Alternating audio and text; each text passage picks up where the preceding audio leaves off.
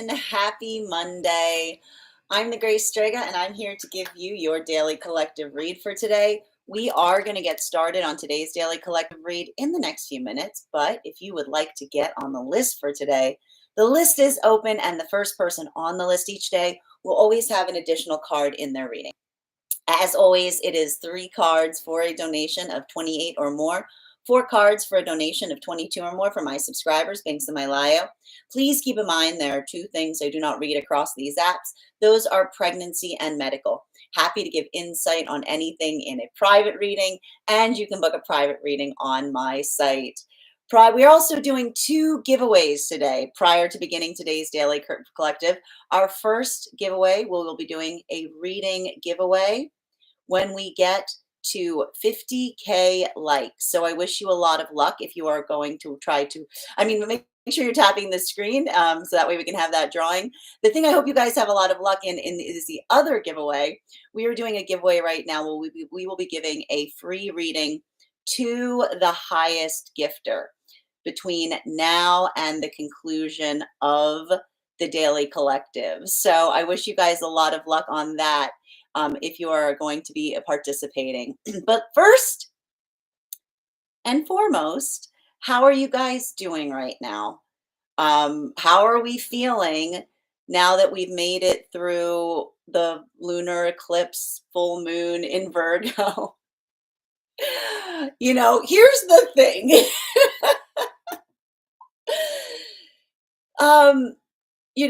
Hi there. How are you doing, Addison? I'm so glad to see you. I'm so glad to be back. I took a little hiatus.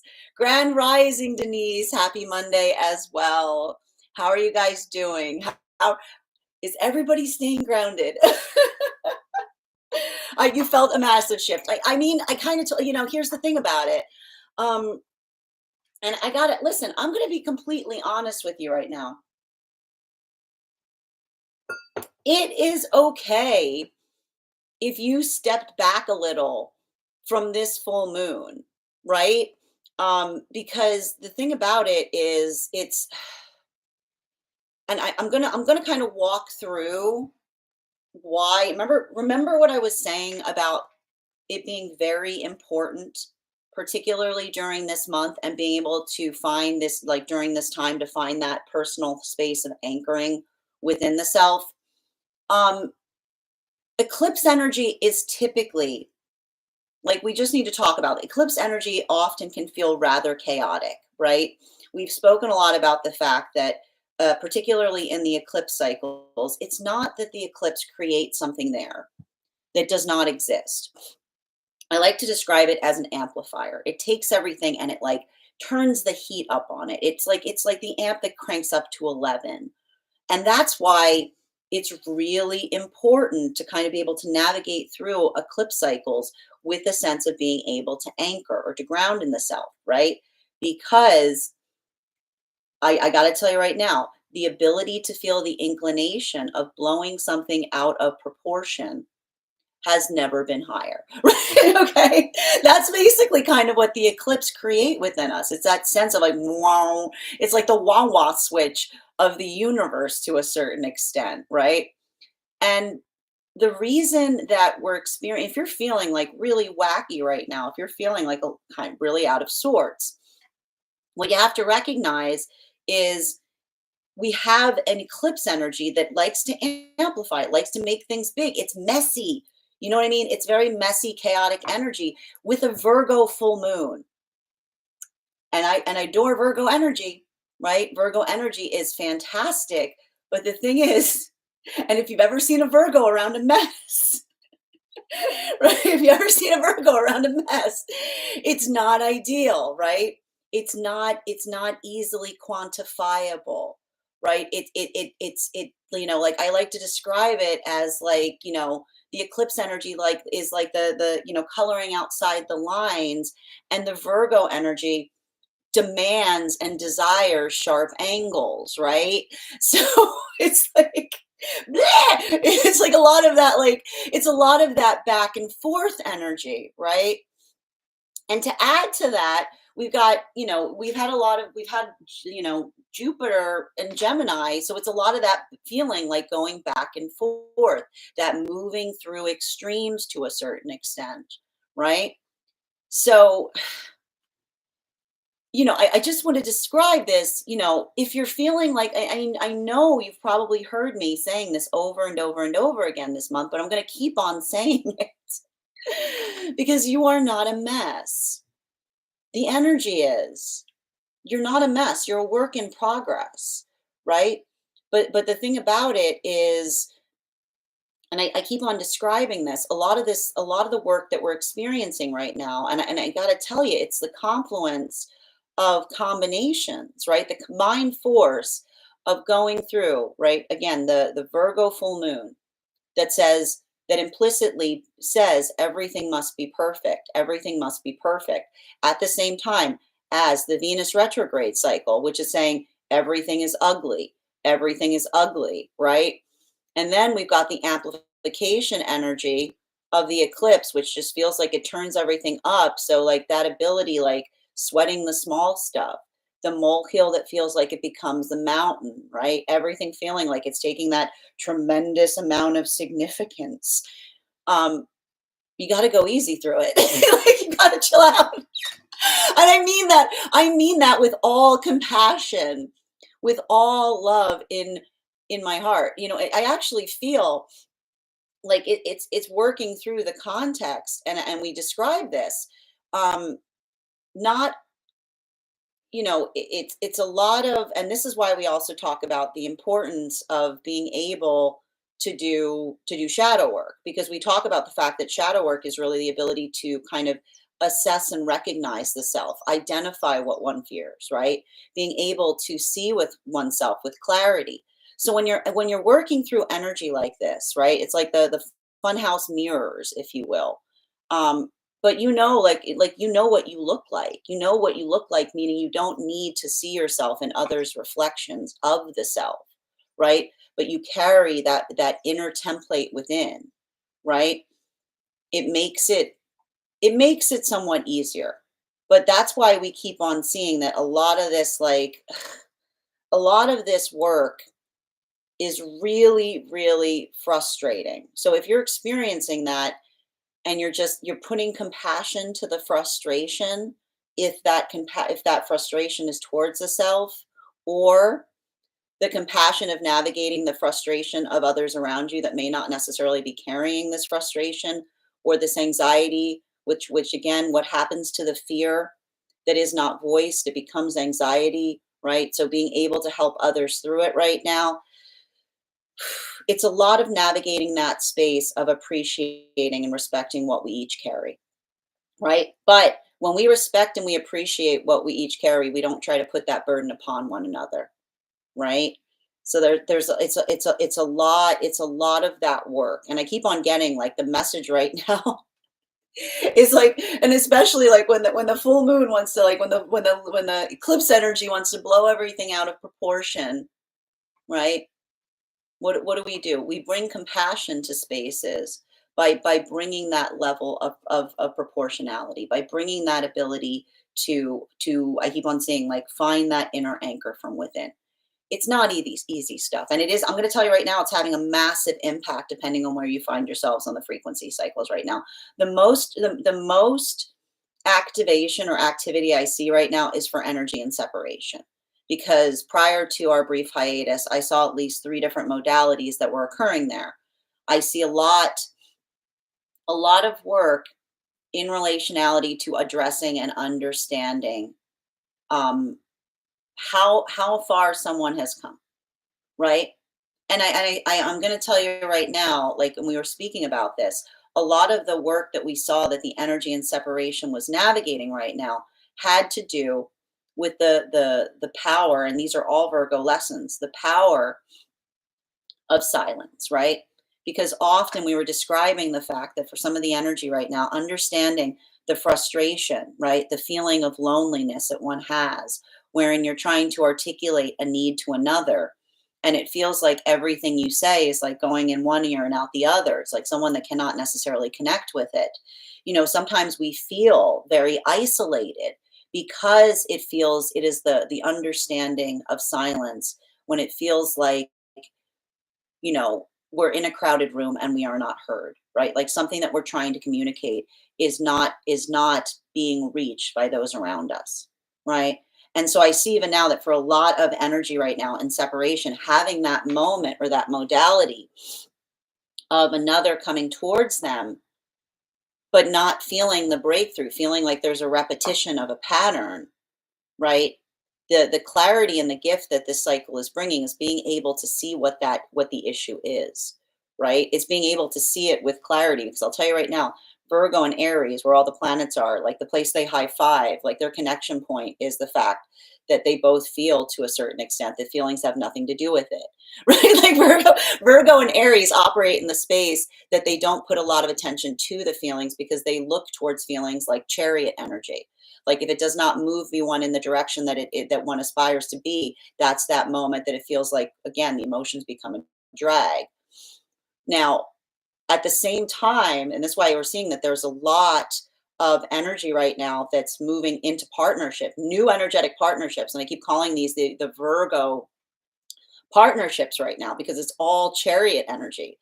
It's the combination of Virgo and Aries. There's like nothing can get in their way. Nothing can stop us now kind of energy, because it is recognizing the profound impact of silence when it feels like you're talking to someone and the words come out of your mouth and they finish your sentence, right? That moment of being like, you're struck dumb, but you're struck dumb because you're so surprised to feel that sense of connection with someone that gets it. So I keep on seeing right now there's a lot of closing out of cycles as it relates to the feeling that of I keep on hearing, it's interesting because the word dumb keeps on coming up, but it's not coming through in the vernacular of now. It's coming through in the sense of, again, dumb meaning something that is not being absorbed, right? So feeling the frustration of trying to communicate something and not that ability of another to absorb it, which is often our tip, our like it's normally like our what's the word that's trying to come out? Archetypal, thank you, of a situation where you recognize someone does not value the same things or is not working through the same lessons, or new energetic connections that are forming that feel like they're just, they're hitting the ground running, right? The speed that one receives when you don't feel like you need to explain something to another, right? You're on the same page. And a lot of that is like, it feels like, that's why I keep on getting, it's like powerhouse energy. Now, and I'm going to tell you right now, and this is why some of this eclipse energy is intense. In some of those spaces, I see both things happening at once for some energy and separation, right? Feeling that taffy pull moment. Now, for masculine and feminine coming into divine union, bearing in mind this is not based on gender, but what one holds feels most aligned to. A lot of this work that we're seeing at this time has to do specifically with recognizing and incorporating the lesson behind the lesson, because we see right now that for a lot of the energy entering divine union, working through something and suddenly realizing that you're carrying a wound that you could not even see, right? This is why we talk about the fact that healing is progressive, because we're always moving into something that we recognize and identify that we need to work on more, right? And a lot of that is coming through right now with the understanding of the self that is being reached in healthy partnership.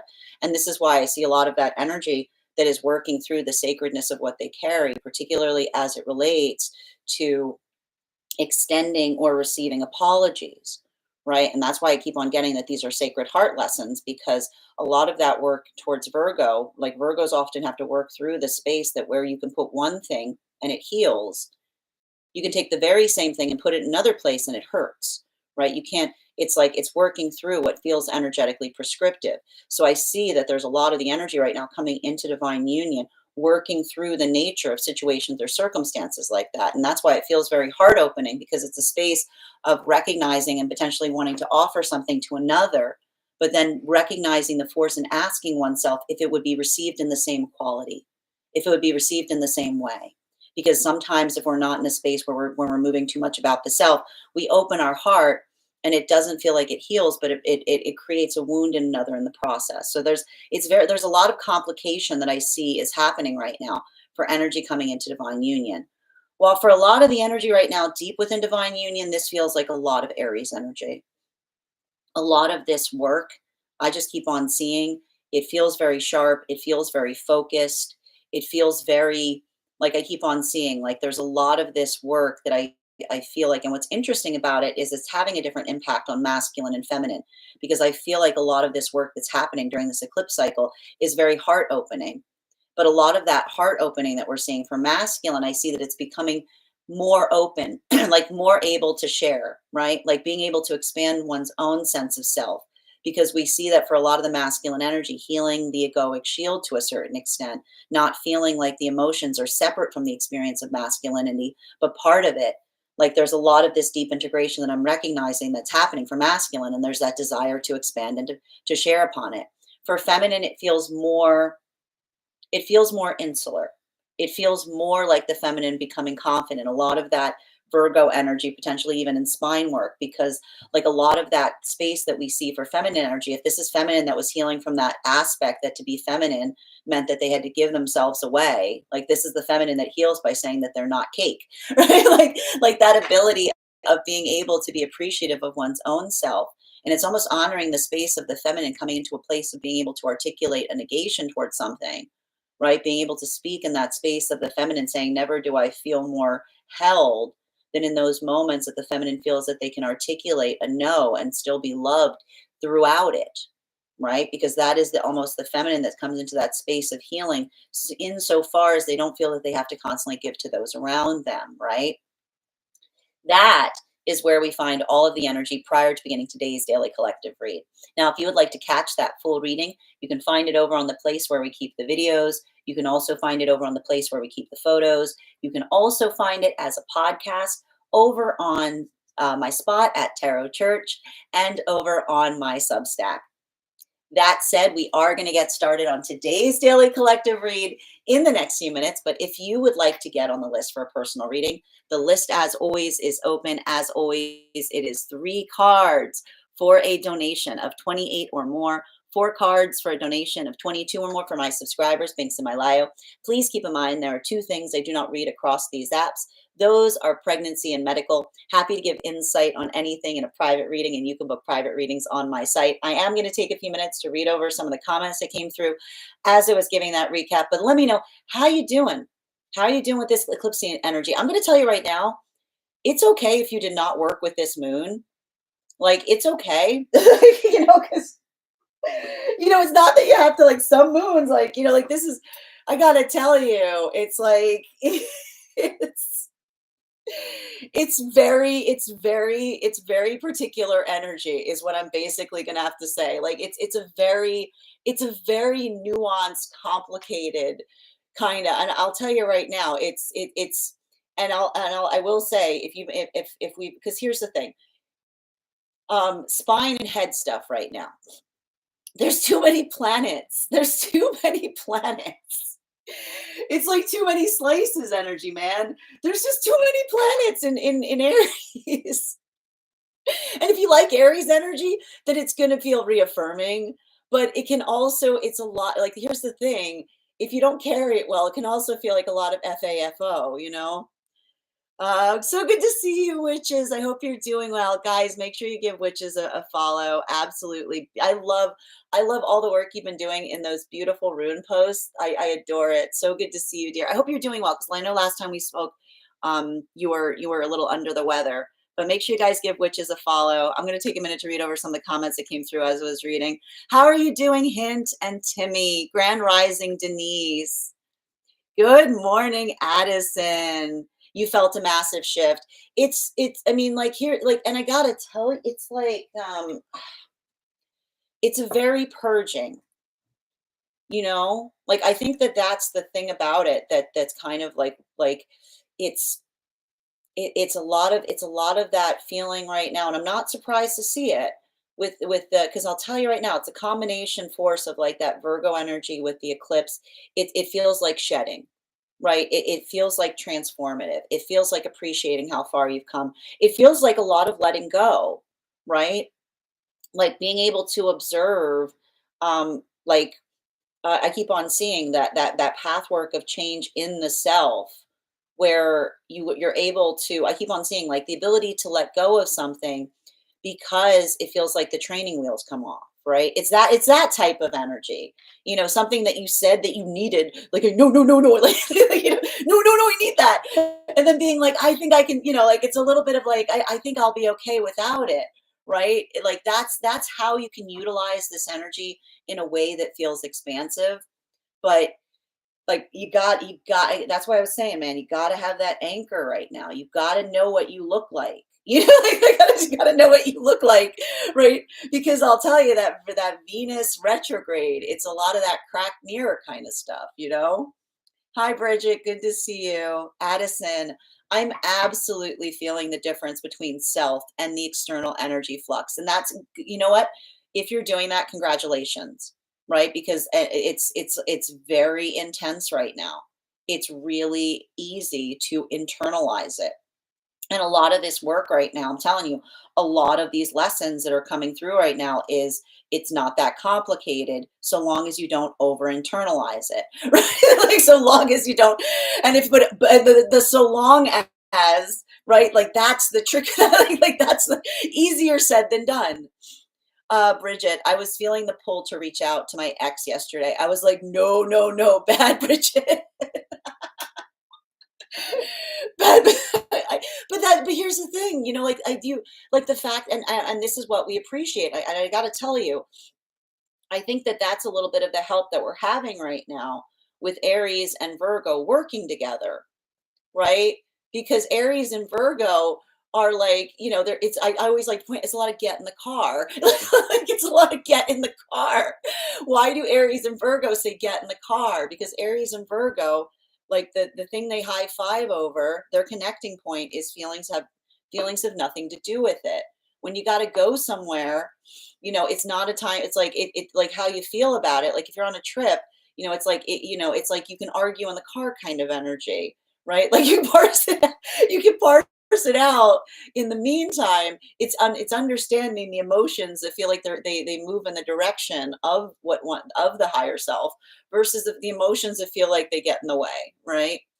Yes, not my energy, microwave energy. Yes, and we know Mercury's gone Gatorade right now. But I do feel like I think that the thing we have to recognize that's very important about this Mercury retrograde is that Venus and Mercury are basically on top of each other right now. Like I just feel like a lot of this Mercury retrograde is actually going to be profoundly helpful because it's going to be able, rather than, like I said, rather than like damaging your microwave, it's going to help you understand what's wrong in your relationships, right? But that's the thing. It's going to feel like I keep on seeing like, and this is what's hard about Mercury retro with energy. Mercury does not create problems. The cracks show, right? And that's why, we recognize this, like the ability of understanding the difference between a groove and a rut.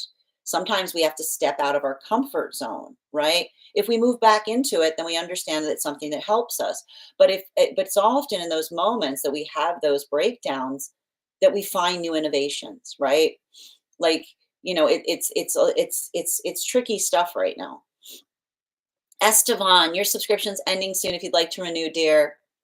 Yesterday's energy was bonkers, bonker balls. I like the description of that.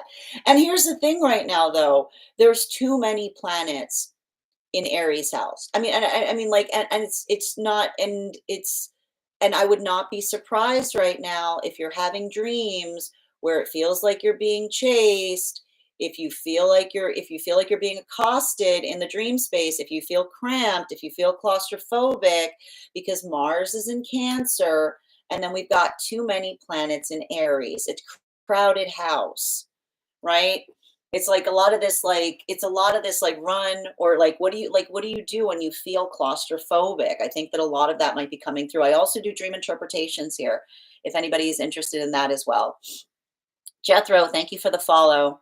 Addison, I am a facilitator, and I was like, whoa, how do I make a safe container for this? Well, and there you go, Addison, because again, being able to be in a space of facilitating and seeing how others may be kind of like unconsciously impacted by it right now, it's hard, right? It is. It's about it's like making like someone working through another's comfort level, but also like helping another observe where they may be feeling an amplification of this energetically. Yeah, I feel it. A star is upon us. Let's go. No, I mean, like and then here's the thing, like it can be really, it can feel very, if you're in a good headspace, it can feel expansive, right? But it can also, I keep on telling others, if you carry your excitement very much in the space of anxiety right now, it can feel very triggering, you know? That's a great observation. Thank you, Lux. Aquarius sun, Taurus moon, Virgo rising. Yeah, and so there's like, I mean, here's the thing, your Aquarius energy will probably like this. Your Taurus and Virgo energy is probably like your Aquarius sun right now is probably doing the heavy lifting through energy like this because it's a lot of like, I'm going to say it's going to feel like it's a lot of kind of like just going with the flow, right? So Taurus and Virgo do not like to go with the flow. Great day to you, Putter. Good to see you. How you doing, Walter? Walter, this is just your daily reminder. Make sure that if you're going to be posting, as long as it's communicative, as long as it's expressing something that others can speak towards, you're welcome to. But if you're going to post too many non sequiturs, I am going to have to mute you, dear. Okay. All right.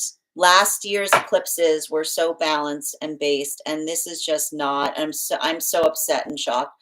I mean, Lux, here's the thing. I mean, the fact, I need to point this out, the fact that you can observe it is good, right? Because it allows for a certain level or degree of objectivity. Um, it's it's frustrating, right? But I also think that, everything that we're given does allow for an ability to understand. And I think that what we're experiencing with a lot of this, I have to say, I feel like this eclipse cycle it's one that is helping, and we were talking about this prior to it starting. It feels like renaissance energy because I keep on seeing that this is energy that is finding the language, finding the words, being able to articulate upon something that may have felt more confusing because we had all those planets in Pisces prior to this. So there's like a little bit of this energy here that like it's allowing, I keep on seeing like it's like allowing for a lot of new exquisite vernacular to help articulate upon things that one hasn't experienced before. But it's having to navigate those that may be more triggered in the process, right? So I get it. Like I know, and if you're feeling that sense of upset and shock, I think that it makes a lot of sense. Yeah. And Addie, thank you for sharing the live. Always appreciate when you guys share the live. How you doing, Walter? All right. Good morning, Elisa, and thank you, JD, for the follow. I know it's rough. It is. It's rough energy. Like that's the thing about it. It's rough, but we can navigate through that roughness, right? The important thing when we're feeling the like, and we keep on talking about this, you know, and we were like, it's rough. You're not rough, right? It's not a space of trying to project outwards. It's not a place to overly internalize. We really want to avoid that during this eclipse cycle because it becomes too easy, right? It's like trying to shift away from that space of pushing something away from the self or getting too overly hard on the self, just looking towards, and I keep on hearing like the mantra like through this eclipse cycle is what are the directions? What has directions, right? And a lot of that space of being able to utilize and understand that communication is one that we provide directions to one another.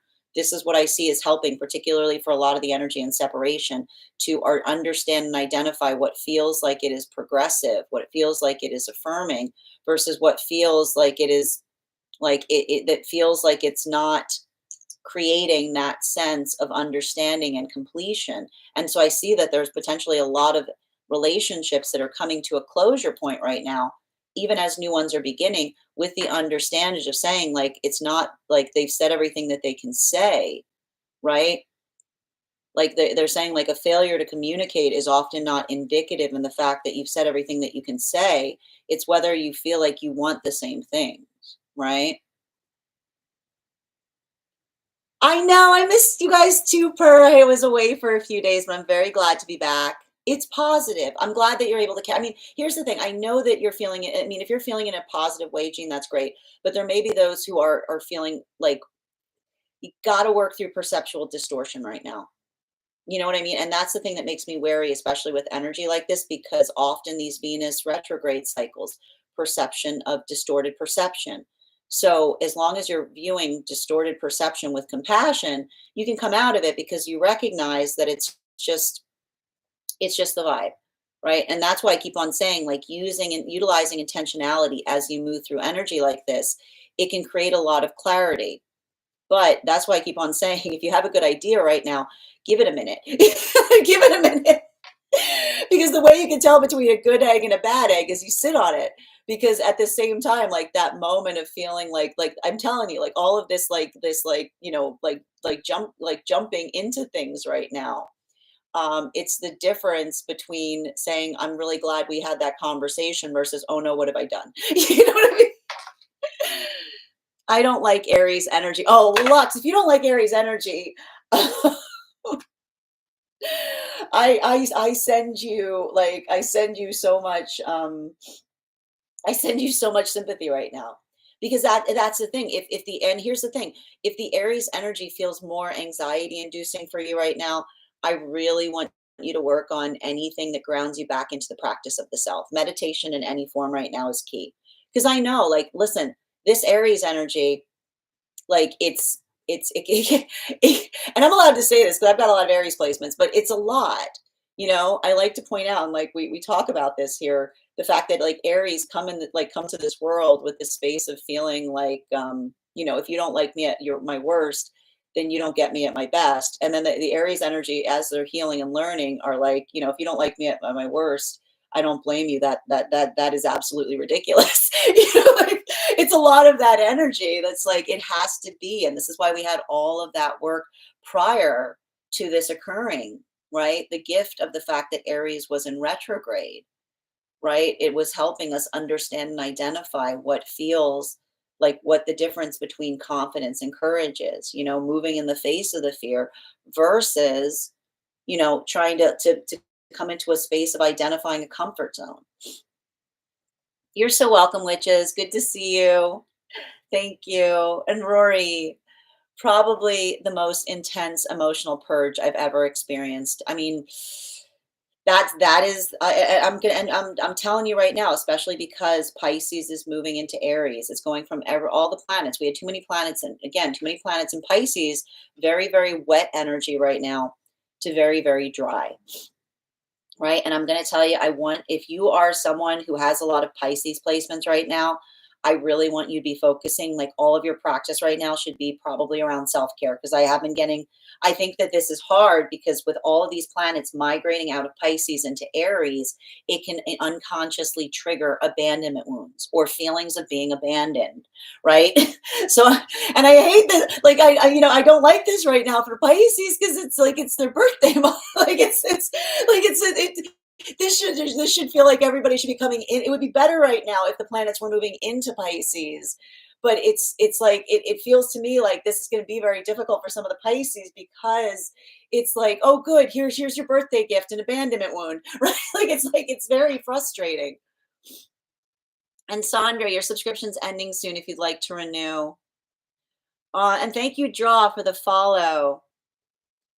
Lol, make it make sense. I know. I mean, Lux, but here's the thing. I gotta tell you, it's because, I mean, it's make it when you're at. I mean, I'll point this out. Aries energy, when they're in a good space, will make sense of their own feeling of wanting to rush through things, right? Aries come here to learn patience.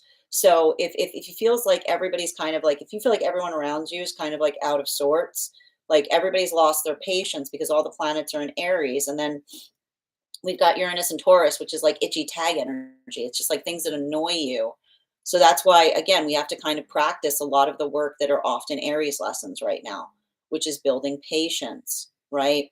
Which is recognizing that patience is a gift. Like Aries come here and Aries look around. They go, where'd you guys get that? Where'd you guys get? I don't have any of it. Like any patience that Aries has, they either had to create or they had to find. That's why Aries are always like, if I care about you, I'm giving you. This is all I have of my patience. I give it to you. Lily, can you speak on Sagittarius Sun, Venus, and Venus retrograde? You know, the I mean, you know what's going to happen if you're a Sag right now and you're going through the Venus and like a Venus retrograde is it's going to have to be, I feel like this can be hard for um Sagittarius energy because the thing is you know, Sagittarius are runners, right? They're runners, like Sag energy are runners. So it's like it's working through a lot of that space of of feeling energetically provoked, right? It's a lot of that, like, like it's creating. How do I describe this? Um, I think a lot of this right now can be triggering to those with Sag placements because it is the feeling of frustration or the feeling of feeling like one has to do like a lot of additional work, right? Because all of this space, like the thing about Sag energy is um, you know, and I have to say this here because it's like a lot of that, like I'm just trying to get into it to a certain extent. Um, the appreciation of the fact that Sagittarius will often try to create that space of energetic confidence while at the same time having to navigate the frustration of what it takes to be in that space. Like it can, I'm going to tell you right now, I feel like it's working through a lot of complicated feelings, right? And the thing about it is I think that it's probably a lot of work that Sagittarians are probably working through right now in relationality to not allowing oneself to feel provoked, right? Because a lot of that space, like it's, like Sages often have to work on that. Like Sages have that, like they have that, like that, this can be like Aries and Sag together. It's like a lot of that feeling of triggered. So I feel like for a lot of the energy of Sag right now, working through that feeling of being triggered and not allowing oneself to just say like forget it, you know what I mean? Because Sages often have that ability of just wanting to like move away from a problem instead of work through it. Um, like I want to say, like I said, like don't let yourself get triggered right now. Don't push back on something. Allow that focus or intention to move you through it, if that makes sense, Lily. Draw, thank you for the follow. Lux, we still have more in Pisces, which is confusing and petty. No, that's the thing about it. And here I keep on seeing if you're going through those moments right now where it feels like you're having completely different conversations, or you're feeling like something is passive aggressive, or there's like a lot of that worrying about the context of things, like I said, it has to do with the fact that there's still a lot of that energy of Pisces moving into Aries, right? And here's the thing, Aries does not like, and that's the thing, Aries and Virgo, like they don't like subtext. You know what I mean? They don't like having to read into something. It's just like put it out on the table. So while Pisces is more in that area of potentially navigating nuance, right? Pisces is always delving into like what's under the surface. So I feel like the best way to describe this energy right now as it relates the way I was describing the shift right now from Pisces into Aries is like if you ever seen that meme of Charlie where Charlie's just like pointing to everything on the wall and being like, it's all connected, right? And Max looking at Charlie and being like, but what does it mean? Like, what are you doing? That's kind of what this energy feels like because and it's not and it's like because that is the nature of the conversation, which is again the things that are connected are valuable in so much as they are viable, right? So long as, and that's the thing about it, like Aries always wants to say, like, how is it productive? What can we move upon with it? So it can create a lot of confusion right now, particularly in relationality to conversations, right? It can also get very existential right now. Like, what's the point? Like, you know what I mean? Like, I would not be surprised if there aren't a lot of existential conversations that are happening with some of this energy here. Bridget, I dreamt I was covered in water blisters last night. They weren't painful though. I mean, again, that you got the water moving into Aries. That is like a beautiful, I mean, that I feel like that's very descriptive of what we see right now with some of this energy. Hi there. Thank you, witches. Good to see you, dear. Mylika, Virgo sun, Sag rising, and Taurus moon. I have been feeling so sensitive to everything. It's a provocation point. Mylika. And if I'm saying your name incorrectly, by all means, feel free to correct me. And especially I think with the Taurus moon and the Uranus and Taurus right now, like it's a lot of this.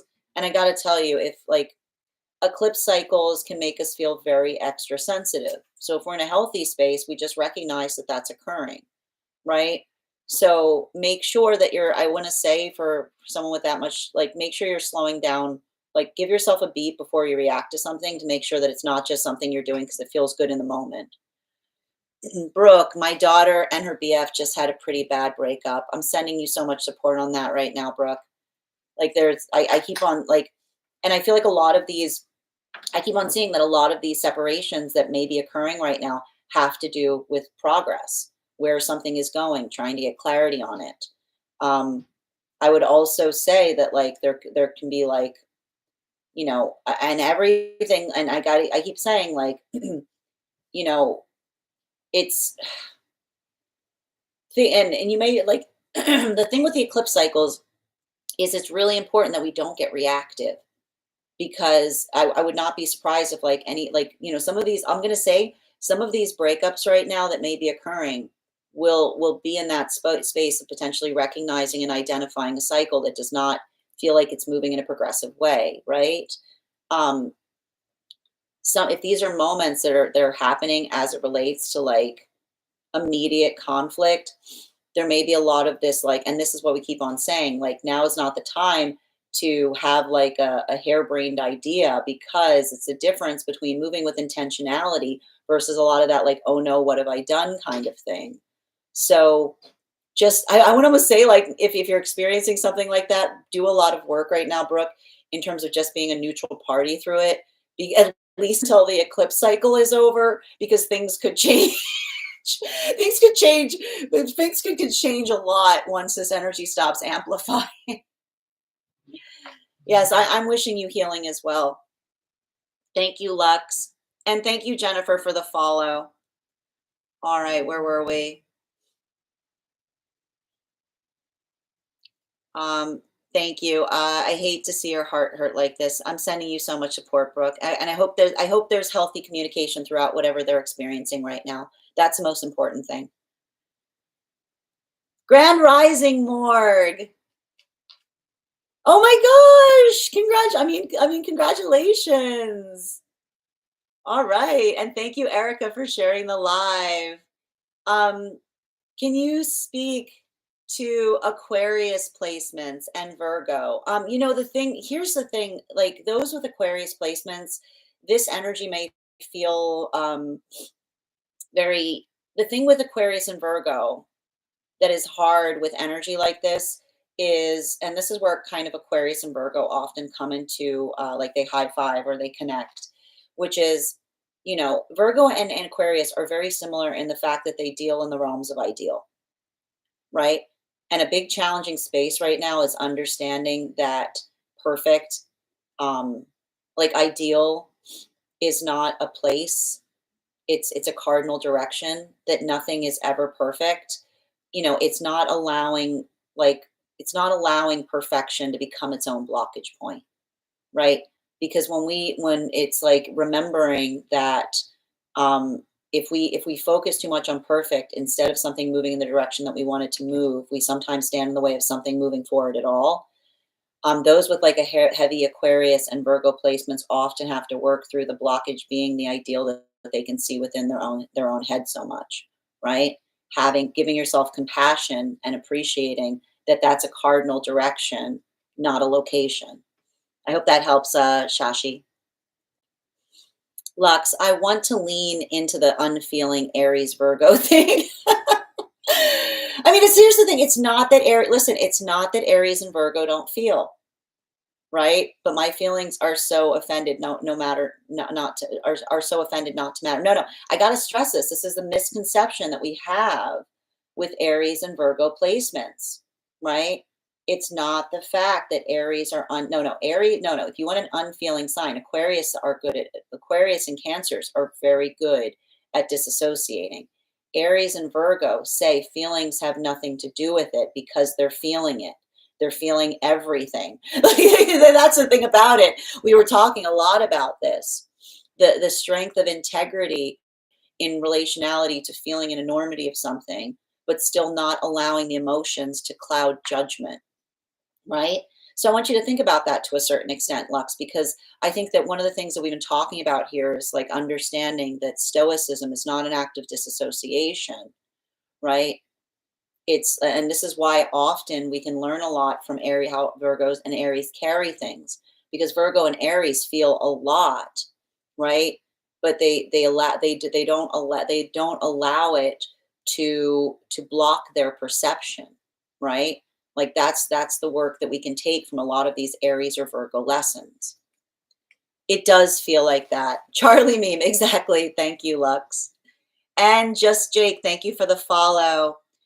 Esteban, your subscription is ending soon if you'd like to renew. Adina, thank you for sharing the live. Always appreciate when you guys share the live. Guys, make sure to give Adina a follow. I had an amazing podcast with her just a few months ago. If you comment here, Adina, I'll be happy to pin you. Grand Rising, Esteban, good to see you. And Shashi, thank you for the follow. You're so welcome, Morgs. And Heather, thank you for those gifts. I hope you're having a beautiful start to your day. Sasha, Libra Rising, Sagittarius Moon, Capricorn Sun. That's a lot of like, here's the thing, like, that's a lot of work. Like the Sag Moon might really feel like they're often in conflict with that Libra and Capricorn energy, right? Because Libra and Capricorn are all about balance, and Sag just wants to Sag just wants to like run streaking. You know what I mean? Like it's giving me like hidden party girl kind of energy. Bearing in mind this is not based on gender, but what one feels most aligned to. Virgo Sun here, we intellectualize our feelings, but yeah, exactly, right? And like that's why often I'm gonna tell you right now, that's why Virgo and Aries often get along really well, right? Because Virgos are very good at intellectualizing upon the feelings, and Aries appreciate Aries come here to learn how to. Aries are like, how do you do that? Like, Aries are like, I'm working on that. I feel everything. That's a good thing, Art. Tap to claim. Oh yeah, Aries feels it for sure. Yeah. The Aries wishes they could turn off their feelings. That's why Aries are always like, I gotta go do something with this now. Like Aries is always like trying to burn off energy because Aries can't turn off their feelings, you know? Aquarius Sun, and one moment I'm excited, happy for the future, and then I don't know if this is gonna work. Yeah. I mean, but we're still like, here's the thing. It's a lot of that Jupiter and Gemini right now. And a lot of this, like, and I got to keep telling you guys, like, a bit of that Mars retrograde was a warm up for some of this that we're experiencing right now, because, um, like I need to keep on describing this as when things feel like they look ugly. Our clarity of ourself, right? Working in that context, not overly internalizing it, is really important. But I know it's hard right now. It's definitely not easy, and especially because everybody's losing patience with things, um and that's the thing, especially with like, the most important thing I'd say right now, Brooke, if you're an Aquarius Sun, is don't disassociate through it, right? Like I keep on hearing like healthy channels, finding something that feels energetically productive. Shashi, my Aquarius boyfriend broke up with me out of the blue, and I'm completely dumbfounded as a Virgo. I'm sending you so much support on that journey, dear. But don't get triggered and don't get reactive right now. Make sure that you're communicating clearly, because I'm just telling you right now, like some of this energy, like there are those who might be feeling like they're going through a moment of personal crisis through it. Like that's the thing about it. This is really there's a lot of this space that feels like personal crisis, particularly in the realm of working through something and recognizing how to communicate through, right? Aries moon. I think it's going to be helpful. I think those with like Aries placements right now, it's going to be a little bit easier for, right? Because I keep on getting the fact that like Aries energy is kind of used to feeling Aries is like Ar- Aries energy is always like kind of ready for it to a certain extent. You know what I mean? Like Aries is always in that space of kind of being like, don't confuse kindness for weakness kind of energy. Yeah. I'm an Aries, Taurus, Virgo. Yeah, that's some hard hitter energy, man. I don't want like that. That's like wrestling stuff there, man. You must be great in arguments. You should become Aries, Taurus, Virgo. You should become a lawyer with that combination. Adina is awesome. Thank you guys for supporting. Yep. Oh, there she is. She absolutely is. Let me pin her here. All right. Excellent. I was referred to you. Oh, you were referred to me by Adina. Oh, that was so kind of you. Thank you, dear. Hidden party girl for sure. Thank you for confirmation, Sasha. Hi there, Lali. Aquarius, Sun, Libra, Moon, Virgo. Yep. And I feel like, again, like I keep on getting a sense. And here's the thing about it, too. Like, I feel like Aquarius energy right now is going to be very sentimental, you know? And I think a lot of that has to do with the fact that we've got, there's a lot of this space that I'm seeing here where it's like Neptune is like pushing through Pisces into Aries. So I feel like for Aquarius right now, it may be a lot of nostalgia, right? Not over idealizing the past is what I'm getting. All right. Hold on a moment. Very relatable. How you doing, Sacred? I'm not an Aries, but I have 4 Aries placements. Yeah, I mean, it's gonna, like I feel like for those with Aries placements right now, it might feel a little bit more empowering. It's a little bit more like bring it on. You know what I mean? Like it's like Aries placements. Aries placements are like I said I don't fight. I didn't say I can't fight. You know what I mean? Like Aries are always really funny like that because I always point out Aries will say to others, I don't fight, right? Aries never say I can't fight. Aries say I don't fight because they try to tell others. They're trying to warn. Like Aries are like, I love those with Aries placements because they're always trying to warn others to a certain extent and saying like this, what you are experiencing right now is something I have chosen. Hi there, Haley. I'm doing well. How are you doing today, dear? Heather, my natal Jupiter in Gemini is in the 11th house, Taurus, and my Jupiter return is May 24th. But and here's the thing about it, like that it says to me, especially with like all that Taurus placement, it's appreciation of how far one has come, right? Like the ability to say, like again, speaking towards choice, like working through the like the pathwork of honoring one's own determination, as it were. Virgo, Sun, V, Aries rising, Gemini moon. Can think through feelings but need to learn how to feel them? No, because you don't want to sit in place. You're always looking for an escape. You can talk yourself in. You can talk yourself. You're like yeah, you want to over intellectualize it, right? Because it's protective that way. Hi there, Elisa. Cancer sun, Cancer, Sun, Libra, Moon, Aries, rising. But I think that's beautiful because, like you want to, you're working through that space of, I like the fact that Cancers are profoundly romantic, right? And then, like, I feel like you get upset if someone ruins your ability to romanticize something. Hi there, Sacred. I love. No, you should. I mean, it's not that you love to argue. It's because you love to argue because you always win. Like you, you love to argue because you always win with placements like that. You are like, you will eviscerate someone. You will eviscerate. You will, like, with surgical precision. All right. I'm a Taurus sun, moon, Scorpio rising with Aries, Venus, Mercury, Jupiter, North Node. Well, there you go. I mean, sacred. You can argue with art flows. You guys will be well matched. Because because and again, this is what you'd be worried about arguing with art flows because sacred, you'll have the best reason and you'll be like, yeah, but You'll just be like, yeah, but I still feel the same way. Like, I still feel the same way.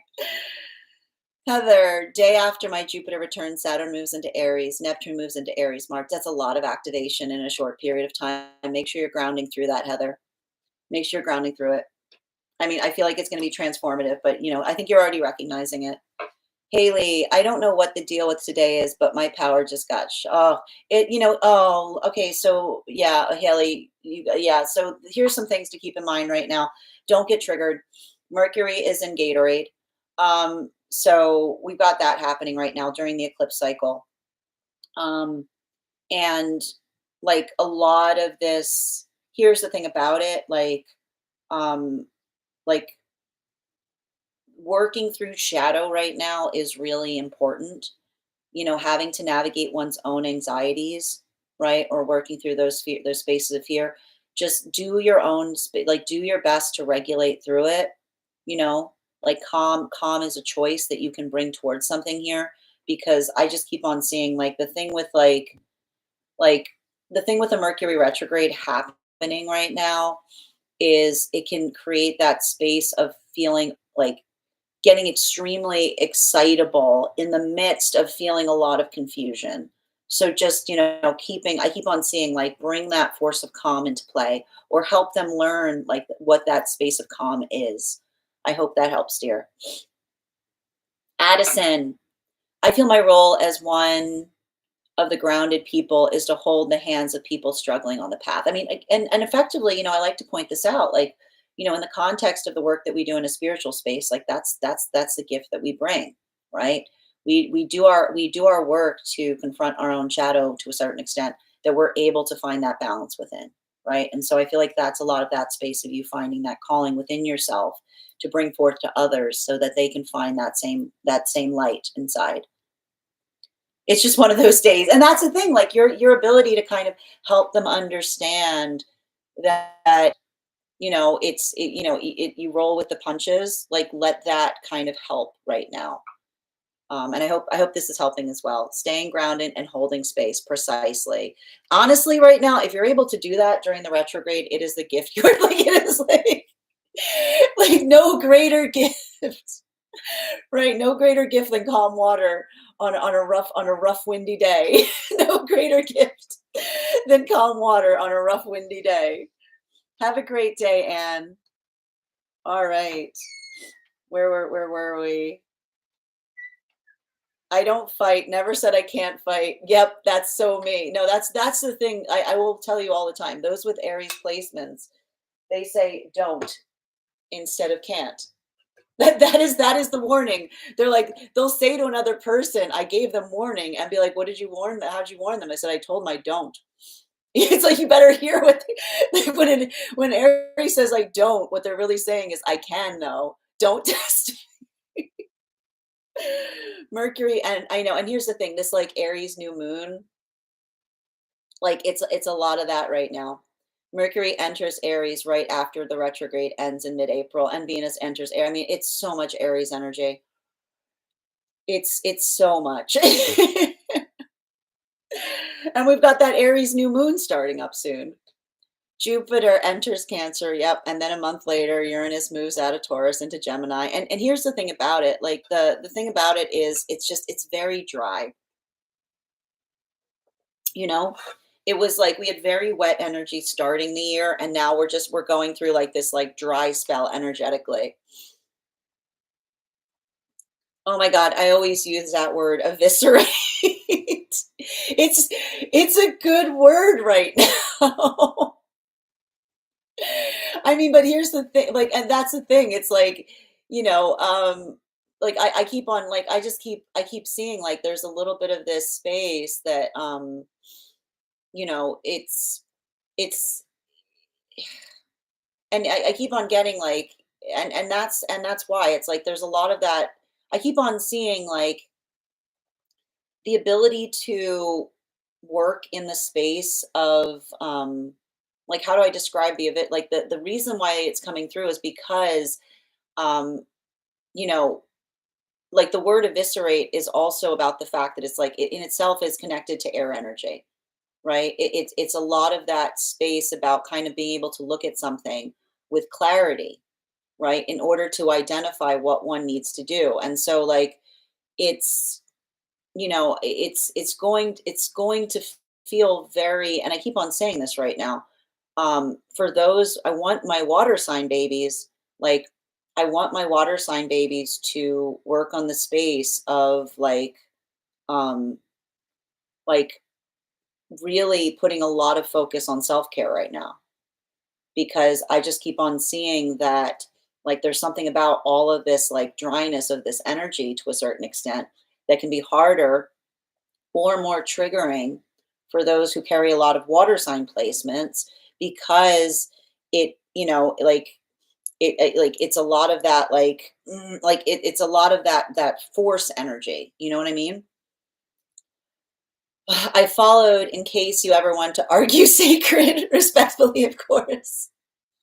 I mean, I'm not a big fan of arguing, but I'm always up for an interesting discussion, right? You know, I love a good debate. Well, and I think that it's important. Like the thing about a debate, and we talk a lot about this here, is recognizing and appreciating different perspectives on things, you know? And I like to also, I firmly believe, and one of the things I like to talk about, particularly with the work we do with Tarot Church, is that what brings us together, particularly in a spiritual space, is always much grander than what wants to separate us, right?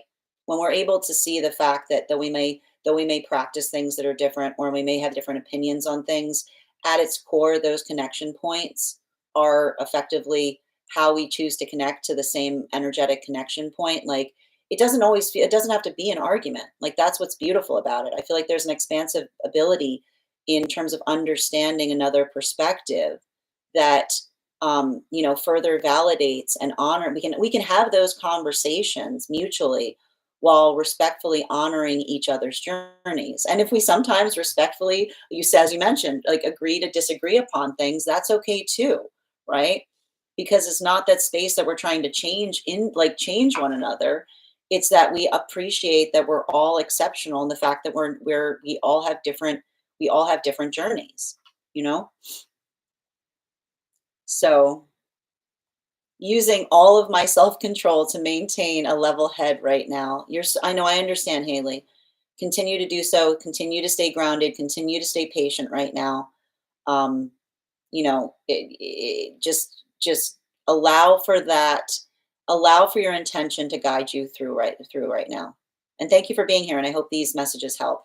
Morning, Lay. I hope you're doing well. Thank you guys, and thank you guys for following each other as well.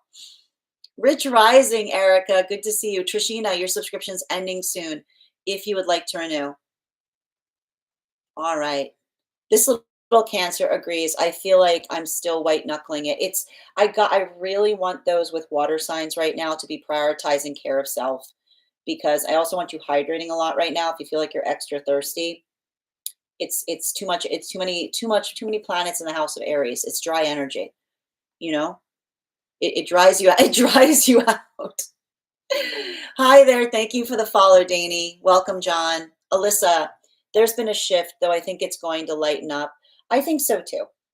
Here's the thing, and I got it. That's why I keep on saying it's really important to keep perspective during eclipse cycles, because there's that ability or that desire to feel that expansiveness of feeling the space of blowing things out of proportion.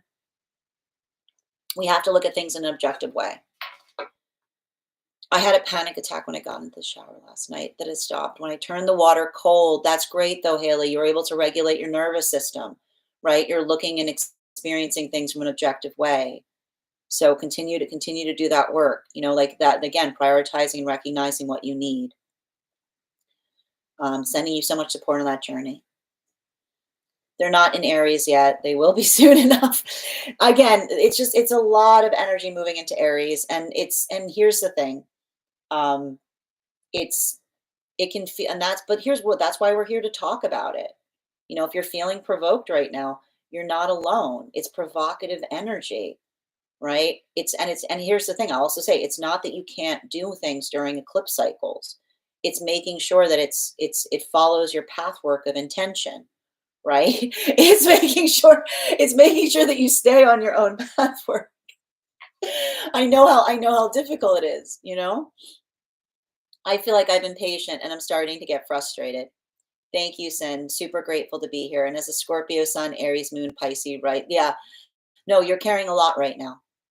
And here's the thing, like I can see that. Like there's a lot of with like a lot of that Scorpio and the Aries and the Pisces, it's like it wants to run in different directions, right? It's like, I wanted you to like focus on this we can agree. Like just allow for that pathwork to form. The first time it happened, but it helped so much. I'm glad. I mean, I'm glad. Here's the thing, like the fact that you were able to like maintain objectivity and bring yourself back in, even though you started to experience that, is a gift. Yeah, I can see that. Yeah, I can feel pulled into under, and I want you to focus on this. We can agree. Just work on like write those directions down for yourself right now. All right, we are going to get started on today's daily collective read in the next few minutes. But just a reminder, if you would like to get on the list today for a personal reading, the list, as always, is open. As always, it is 3 cards for a donation of 28 or more, 4 cards for a donation of 22 or more for my subscribers, Binks and my Lio. Please keep in mind there are 2 things I do not read across these apps: pregnancy and medical. Happy to give insight on anything in private readings, and you can book a private reading on my site. We're also doing 2 giveaways right now. Our first giveaway is when we get to 50K likes. I will be gifting a reading back to the collective, so make sure that you're tapping that screen. We'll get to 50K in no time. We're already at 13K. The other giveaway we're doing right now is I will be gifting a free reading to whoever gives the highest gift between now and the conclusion of the daily collective read. So I wish you guys a lot of luck in winning that as well. I do want to give you guys a few updates before we get started on personal readings.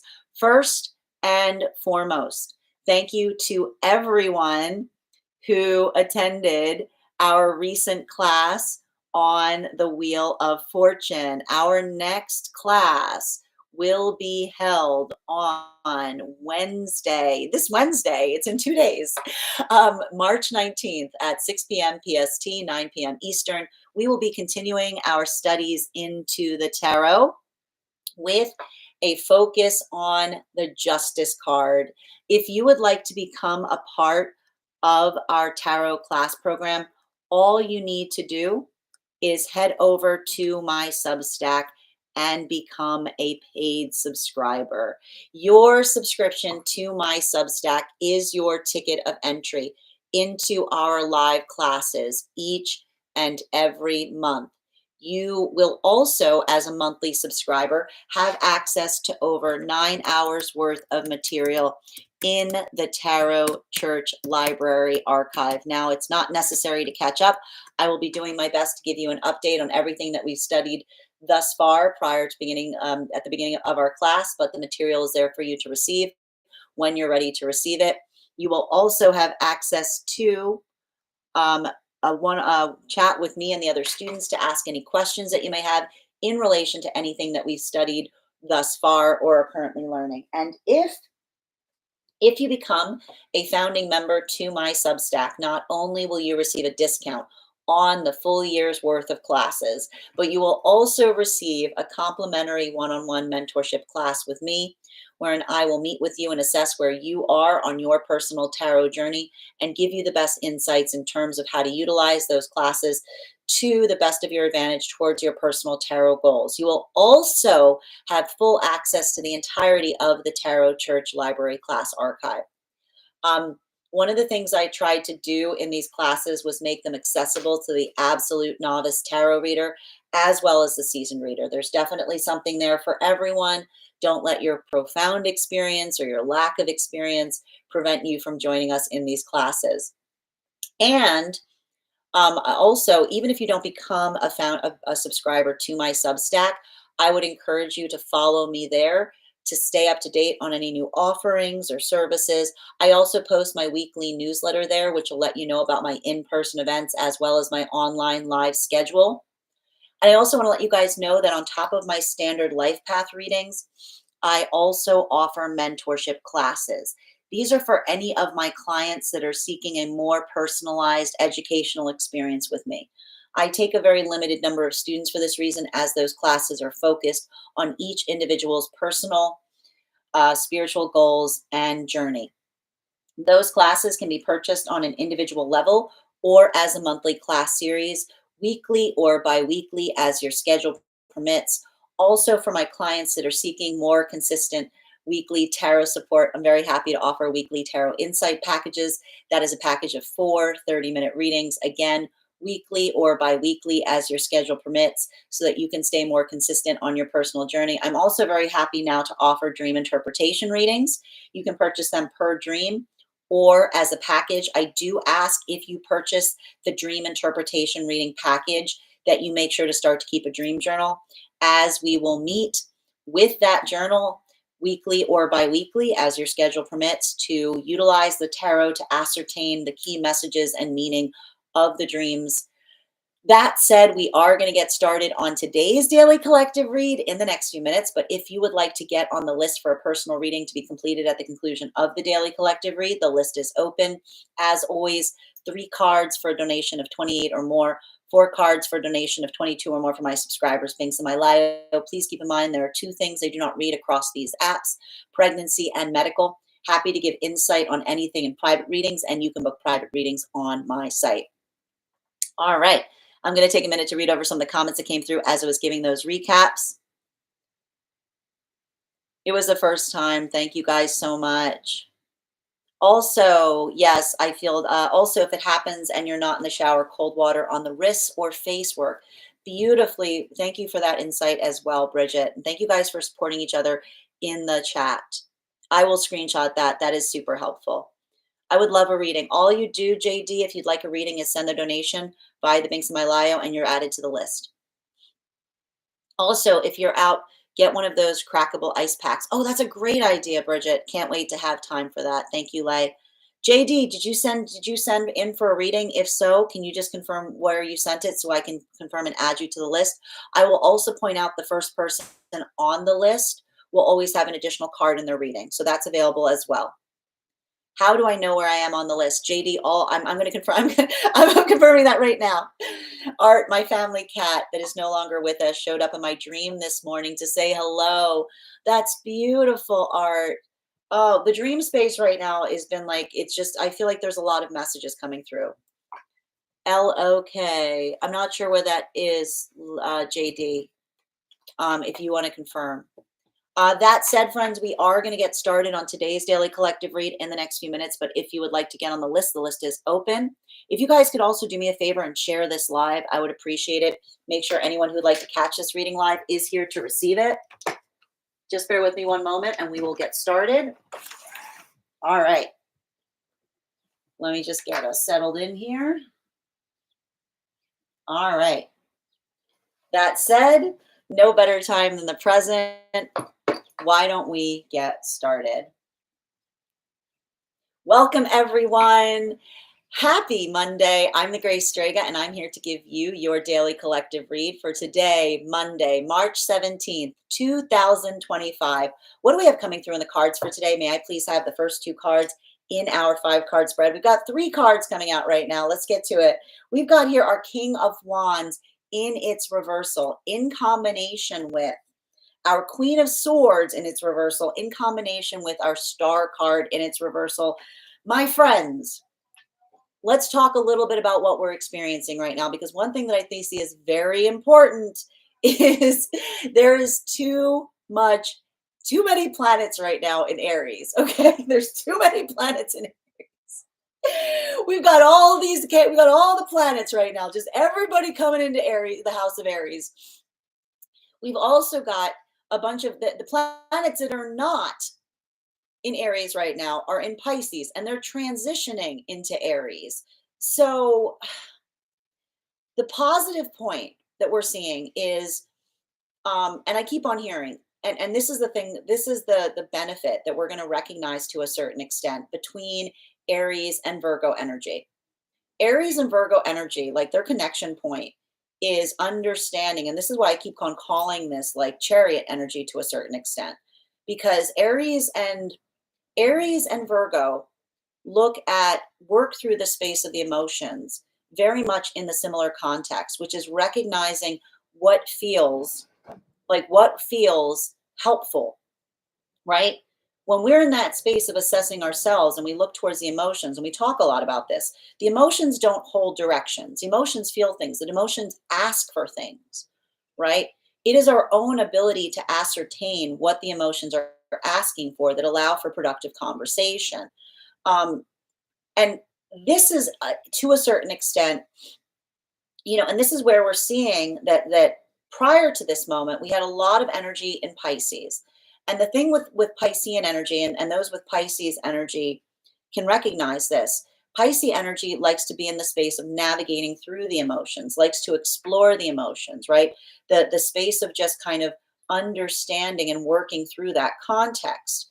So, I keep on seeing that there's a lot of these spaces right now that are potentially occurring. And I keep on hearing the words, are we having the same conversation?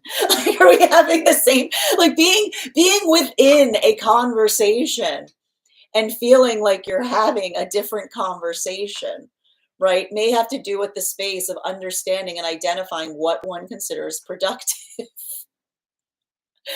um, And it is having a different impact depending on where one finds oneself on the frequency cycles. But the one overarching word that I keep on hearing that is coming through right now with the fact that we've got this like the Virgo full moon during the eclipse cycle, and also with all of the planets in Aries, is like direction, direction, direction, right? That's why I keep on getting the fact that this feels like it's chariot energy, because this is the energy that says, where is this going? Not how is one feeling, right? Understanding the difference between the emotions that feel like they kind of, like they don't create a space of productivity, right? Versus what feels like it is, like it feels like it is moving something forward.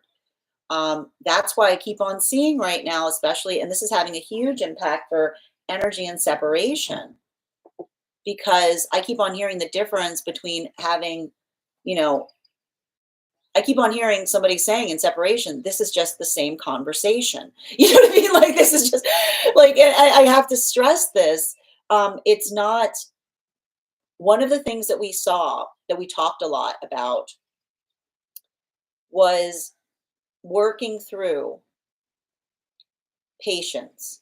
Okay, now let's talk a little bit about patience, because we saw the fact that we were seeing, like, prior to, in the messages that have been coming through a lot have to do with the fact that the healthy energetic connection, right? When we're in healthy partnership in any way, it's not that they don't require patience, it's that patience feels like it's always met with progress, right?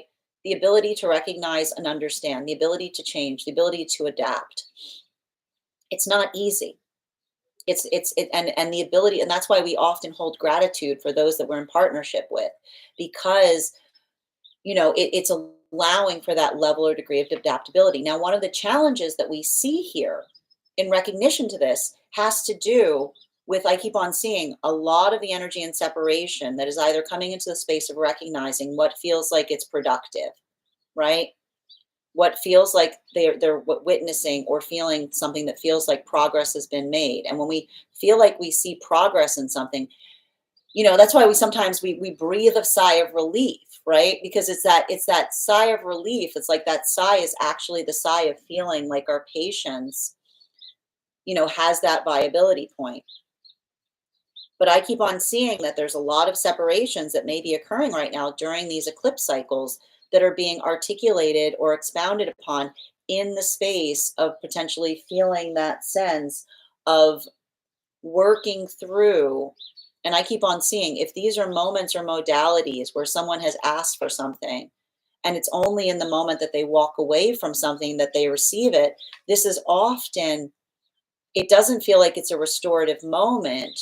It almost feels like an afterthought, right? That's why I keep on seeing that some energy right now are working through something that it feels like it's the finalization moment, because it almost is the expression of seeing something and recognizing that one isn't in the same space. that one isn't in the same like ideation or direction in relationality to what it is that you're trying to move towards. Now, at the same time, I see a lot of these new energetic connections that are evolving that feel like they're expansive. They feel like they are profound. They feel like they're burgeoning into the space of what is possible. And a lot of that space that I'm recognizing here, these new energetic connections, is why I keep on calling them chariot partnerships right now. Because these are the energies where it's like if you start to talk to someone about what it is that you aspire to do, and another person just kind of meets you there, right? It almost feels like you're running together, right? I keep on hearing it's like the run-on sentence that allows for a lot of that motivation. So it's expansive right now. And I keep on seeing, and this is the thing that's difficult for some of the energy and separation, it's either one or the other. But for some right now, it's both things happening at once, right? And that is, and I keep on hearing the thing that feels like it is supportive is identifying and ideating upon what feels like it has direction. It's a very, I keep on seeing it's a very, and while for the energy coming into divine union, a lot of the work that we're seeing right now, I keep on seeing is, and this is beautiful. Like I feel like I can hear a lot of this energy becoming sentimental. I can see, I feel like there's a lot of this energy that I'm recognizing right now that is coming into divine union that's very much in the space of exploring or expanding upon the past. I'm not surprised to see this right now because we've got Neptune moving out of Pisces into Aries. So a lot of that work, and if you'll recall, we talked a lot about the fact that there's been a shift for some of the energy coming into divine union as it relates to looking back at something through new eyes. So there's something about that expansion point and the ability to share that, the communication point I keep on seeing is creating. It's like a lot of this energy that is coming into divine union is articulating and expanding to one another in relationality to how far they've come or in relationality to what they now see. And a lot of that energy here, it is having a different impact on masculine and feminine. And we're going to talk about this, bearing in mind, this is not based on gender, but what one feels most aligned to. For a lot of the masculine energy right now, everything that I'm seeing to a certain extent, I just keep on identifying that this is the masculine energy that is kind of working and facilitating upon that space of compassion or that space of expansion. There's that identification point that I keep on seeing that almost feels like I just see the masculine in that point. Like, and I like this because it feels like there's vulnerability here to a certain extent, but there's a vulnerability in terms of the masculine feeling the weight of not of feeling like it's moving away from being able to be masculine to be vulnerable. Like that's what I think is really beautiful about this. I told you it's almost like the culmination of a lot of the work that we saw that was happening prior to entering, like working through that Aries retrograde period, right? Like this is a lot of the masculine that is in that space of articulating and saying, never do I feel so safe than when I'm allowed to be in a space where I can put my guard down, right? There's a lot of that masculine energy, like working in that context to be able to feel that easement point. And that's why I see a lot of the masculine energy deep within divine union coming into that space of energetic camaraderie to a certain extent, right? Because I just keep on seeing that that is an expansive point wherein the masculine is in that space of desiring or having that desire to want to share that. While for feminine energy right now, I just keep on seeing that for a lot of the feminine energy, working through that same capacity, identifying and recognizing this is feminine that is almost like coming into the space of appreciating and being able to be their authentic self to such an extent that the feminine says, never do I feel more at ease that when I don't have to give myself, where I can articulate upon my own negation, right? This is the feminine that's saying to a certain extent that the ability of the feminine to articulate and voice a concern, right? Or to move in a way that is oppositional, and then up to masculine, and then masculine being in a space of honoring it. We see even here, this is a lot of the feminine energy that is feeling the force of love in the ability to articulate upon their own ability of saying to oneself, I don't need to be there for everyone. That's the energy of the feminine pulling their energy back. And we see a lot of the masculine pushing their energy forward right now. So that's why I see even now, like there's a lot of that complication that may be arising right now in relationality to this eclipse cycle in terms of not working through miscommunications or misunderstandings. The word of today is compassion, is what I'm really seeing. There it is, because we've got here the devil card. Now, one of the things that we have to recognize right now, and this is very difficult, is these eclipse cycles, I mean, everything feels like, everything feels much more intense, right? And there's something you have to recognize here, because that's why we always identify that intensification point, right? When we're in a space of balance of the self, we can effectively understand how to work through a lot of that energetic overwhelm, but with a sense of proportionality. And everything I keep on seeing that's happening right now across the frequencies is, again, and we kind of talked about this, it's like foreshadow work in terms of having to navigate one's own anxieties, one's own doubts, one's own fears. It's not easy right now. And to make it even more difficult, we are going through at the same time a Venus retrograde, right? Which makes everything feel, everyone's feeling that context of looking around the self and feeling like everything is ugly, right? Everything looks worse than it is. While we've got the Virgo full moon, which says everything must be perfect, okay? And so you put those together, right? And you've got a lot of discordant notes. You've got a lot of discordant notes that are happening at the same time, because the energy is like literally in a space that says like everything is not perfect. Everything looks worse than it is. And then you've got the Virgo energy that says everything must be perfect. So when we're able to navigate that with a space of, again, knowing what we look like within, being able to see ourselves, that gift of compassion starts within the self, and we're able to extend it to those around us. But it's not easy right now. It's not easy. And it's having to work through one's own triggers, but also potentially experiencing and navigating those that might not necessarily be carrying the weight and the force of the eclipse, over internalizing, right? Because sometimes when we have a lot of this like amplification, it becomes very easy to over internalize it. Fourth and fifth cards in our 5-card spread for today are, we have here our 9 of Cups in its upright in combination with our World card in its reversal. So this exactly here is what I appreciate, because this is the proportionality that we're seeing. Like, and I need to stress this right now. I'm just going to put it like this. The energy's whack right now. Like, it's like, I wish I could, like my professional opinion, what my professional opinion, the energy's whack right now. Okay. And when the energy's whack, being able to navigate something with proportionality is a gift. Like, it's a gift, because I need to point this out. And I have to explain it like this. All right. When we've got a lot of energetic intensity like this, it becomes really easy to either, and this is why we said the Leo full moon was kind of a dress rehearsal for this, right?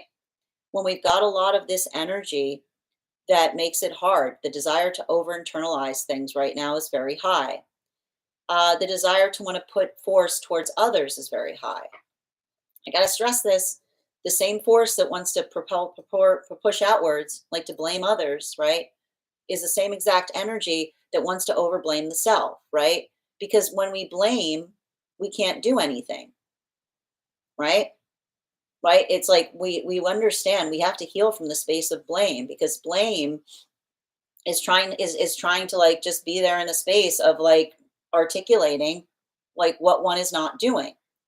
So when we're in a healthy space, we often start to move away from places where we try to push blame out, or we try to find other reasons for things, because we recognize that that's just the ability of trying to find a context by which one isn't doing something, or working in the space of the overly internal, right? Because that's the space that says I can't do anything because I suck, right? It's like both. It's the same thing. It's like when you come into a space of blame, you're just singing the song of your own uselessness to a certain extent, right? Your own inability to come into a place of doing something. So that's why I keep on seeing a lot of this objectivity right now, like that ability of looking at something and again moving away from the space of wanting to push force outwards or wanting to come into the place of over internalizing inwards, like the gift of being able to see in a space that becomes practical, right? The gift we give each other is proportion and direction, right? And that's why I keep on seeing, if you're experiencing a lot right now, I keep on getting a lot of that space as it relates to identifying what feels like it's productive versus what feels like it's not. Like there's a lot of that healthiness that I'm almost identifying here. But the thing that's like really important to recognize in that is it's at the same time, it's having to work through a lot of this energetic frustration. Now, continuing, and I'm telling you right now, if you're feeling frustrated, if you're feeling frustrated right now, if you feel like your patience has worn thin, the thing about it is Aries, with all these planets in Aries, the thing is, Aries doesn't have any patience. Aries has to cultivate their patience. Aries has to create their patience. So, working through that as well, um, I keep on seeing this is why, like, I'll put it this way, if you're being patient with someone, now would be a good time to articulate the fact that they're finding you in a space of patience. Because I keep on seeing that some of this like this confusion may also be existing in spaces where another does not recognize that what they receive from someone is patience, right? And that's why I keep on seeing that like there's something about this that is allowing for breakthroughs because, and this is what I keep on hearing, the clarifying conversation of what one has been feeling internally. Like that's why I keep on seeing, like I keep on hearing breakthrough instead of breakdown, right? In a sense, like I'm seeing that there's energy right now that typically would be going through a breakdown, but instead are articulating how they feel and having a breakthrough in the process, right? Continuing to get clarification between our King of Wands in its reversal, our Queen of Swords in its reversal, and our Star card in its reversal. May I please have one card to clarify? Clarification coming through right now. Whoa, there's so many. And here's the thing, I'm not surprised to see so many of these like sweet cards out right now because we're talking about the fact that there's too many planets. There's too many planets in a single house right now. Okay? There's too many planets in a single house right now. And it's like I keep on seeing, like, in a way, it's having to deal with, it's like I'm getting here like emotional or spiritual claustrophobia. Okay, if that makes sense. So I would not be surprised right now, and especially with Mars in Cancer, having those feelings, especially in like your dreams right now, if you're feeling like a lot of this like crowded energy or that crowded house energy, um, or feeling a lot of that like a lot of that movement, if you were, like this is having to do with the fact that, and we talked a lot about this, um, Aries energy is very, I like to describe it as ignition switch energy, right? It's like when you start it, it's like the start on a motorcycle. It's that it's like that noise. There's like it's the ignition, right? And so and we talk a lot about the fact that those with Aries placements often have to work through the context of learning patience because it's like all kickstart energy. And so a lot of the work that's happening is a lot of energy that is not used to working through Aries to this capacity is feeling very much like Aries would often feel as it relates to that feeling of feeling like feeling provoked, feeling triggered, right? Like a lot of that energy that feels like it's like like art, like that startup energy. And this is why when you find an Aries in a healed space, they become warriors because Aries learn to control their own tendency, like learn to control their own reactivity or their intensity in that way. And so I'll put it this way. When we are able to feel energetically triggered, but then we're able to find our balance point, that is the gift that we give one another, right? It is understanding. I keep on getting like the calm under pressure, if you will, right? Identifying and recognizing that gift that we provide each other. I keep on seeing like the gift that's happening right now with Virgo and Aries in this type of energy is it's very objective. It's very much like that space of identifying what feels clarifying, what feels practical. And so for the energy and separation right now, I just keep on seeing that, and I keep on hearing the word, where is this going? Right? Like, where is this going? What is the plan? Right? And everything about that for the energy and separation, I keep on hearing, what is the plan is either closing a chapter or opening a chapter right now, right? Because if something is coming back from the past, if there isn't directions, then this is the energy that may be feeling like they're observing a repetition of a cycle. But if this is energy that's starting a new possibility with someone and they're coming towards each other with plans, this is why I keep on describing the partnerships that are occurring right now in this space during this eclipse cycle are the chariot partnerships, because this is the energy that says so long as we want the same thing, so long as we give each other that clarity, there's nothing that we cannot achieve. Right? So there's a lot of this, it's a lot of this like beautiful, like I want to say like some of the partnerships forming right now, it's like powerhouse energy because it's like, it's like bum, ba, ba. It's like it's working through what that plan is. Now, for the energy coming into divine union, I keep on hearing this is a moment of, this isn't as activating, it feels more like it's grounding, because this is a lot of energy I see right now coming into divine union. And I got to tell you right now, being able to effectively recognize and identify, to see something from the past in a way that one hasn't before. This is why I see, like, this is the thing about it. This is the energy that's able to hold into partnership in such a way that it feels even more dear, right? Like there's something really valuable and important that I see that is existing in some kind of space here. And it's the appreciation of feeling, I keep on hearing the stability of feeling a place where you can talk about your feelings and you can recognize that transformation. And I keep on seeing the fact that there's something about that. Remember how I spoke to you about the fact that this is energy that is discovering wounds that they did not know were there via the partnership. This is the energy that I see as like working through the process of beginning to articulate and find the words to express how they're feeling. And so there's a lot of that expansiveness here.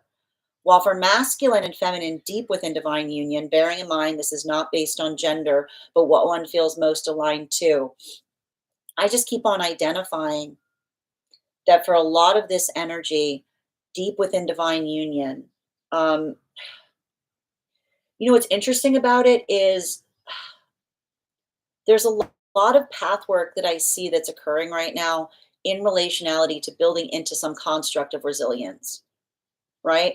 And there's something really important to be said there, because a lot of this, like I told you, um, one of the things we identified that was happening deep within divine union has to be, I keep on seeing, and we were talking a lot about this because a lot of the energy deep within divine union was working through healing wounds of intimacy, right? And a lot of this, I got to tell you right now, there's a lot of this like I'm just going to tell you the combination force right now of the um the combination force of the Virgo in retrograde with the Venus full moon, it can feel like judgment. These are like judgment wounds, right? These are working through spaces of feeling heavily judged, right? Because I told you everything is ugly, everything must be perfect. Everything is ugly, everything must be perfect. And we're going to be getting into this deeply in our class on Wednesday when we go over the judgment card over on my Substack. But that ability of not, like I keep on saying, calibrating upon that, right? Finding that balance point. This is what's healing a lot of the energy deep within divine union, because they're building upon the resilience of being able to see one another and finding strength through some of that energetic process. But it's not easy right now. Continuing to get clarification between our star card in its reversal, our Queen of Swords in its reversal, and the Devil card in its upright. Can I get one card to clarify, please? Clarification coming through right now with our Six of Swords in its reversal. So let's talk about this for a certain extent, because one of the things I'm seeing that feels very like there's a lot of release that's occurring right now. But a lot of this energetic release that I'm seeing to a certain extent has to do in the space of regret. Like that's actually what I think is actually very beautiful that I'm identifying in this reading, because um and I'm just going to talk about this to a certain extent. We understand that, you know, and this is really important. I feel like there's a lot of this path work that's being identified right now in relationality to recognizing via the context of wisdom. And we've talked a lot about this here, right? That when we're in a space where we often hold regret, and I need to point this out, the places where we hold regret is where wisdom comes in, right? It's understanding and implementing upon those changes. So there's something very valuable and important that we see is occurring in those moments, because everything I keep on seeing here, it says to me that a lot of that work is not, and this is what I keep on seeing, there's a lot of that work that's occurring right now deep within divine union in saying to oneself, and we not the fact that feelings don't have anything to do with it. It's that space of saying that regret becomes its own blocker, right? When we worry so much upon the past, we often can't see what is existing before us, right? So I just keep on seeing that there's a lot of this, like it's giving me like a lot of this energy right now, especially this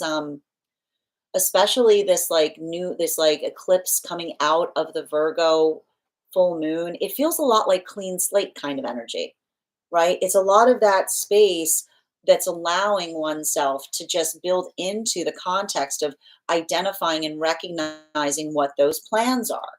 But it's not easy, right? Because it's working through a lot of the same energy here, and it's a little bit of this remnant of the Pisces energy moving into Aries.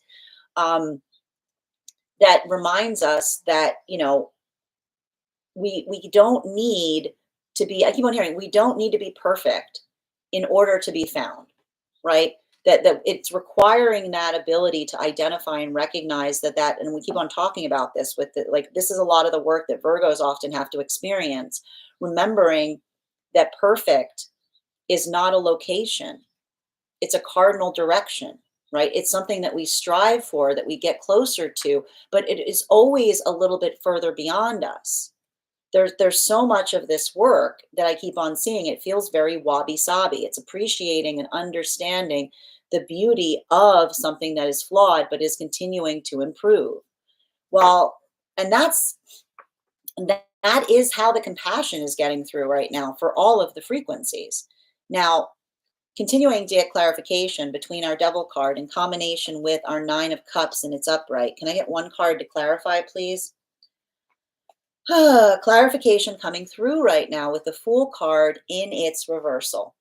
So working through, I keep on hearing, working through wisdom right now is I keep on saying work is very difficult, because, and I'll just tell you right now, sometimes we're energetically in spaces that require us or make us overthink about things. And I'll tell you right now, if you're feeling like that, this energy is all about overthinking. Okay? Like this energy is all about overthinking, right? It's all about that concern or that over concern of what others feel. It's that over concern about how one is perceived.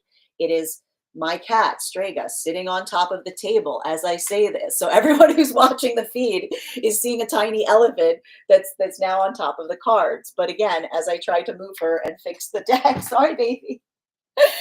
As I try to fix the deck, one of the, and I got to tell you right now, it is like, it's also a little bit of improv energy, right? It's having to navigate.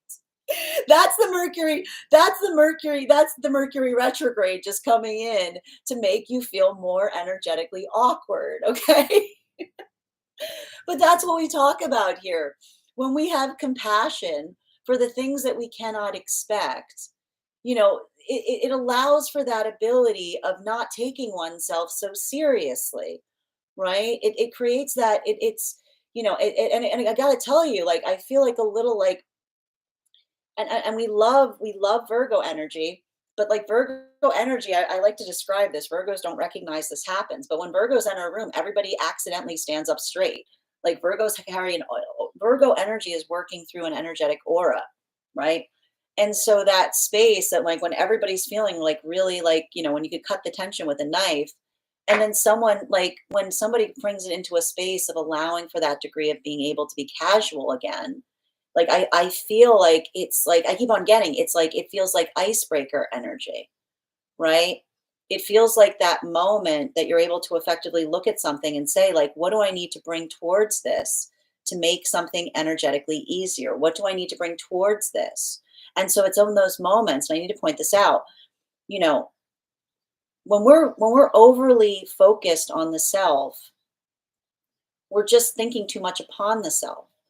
But when we arrive in situations and say, what do you need? Right? How can I energetically fix something? We move into that space of compassion, right?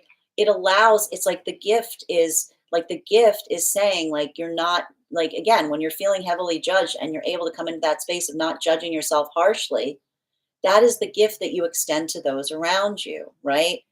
It's like it is that moment that allows for that space of easement. So there's a lot, it's like a lot of, it's a very nuanced energetic lesson, but I hope I'm conveying it accurately. Continuing to get clarification between our Nine of Cups in combination with our World card in its reversal.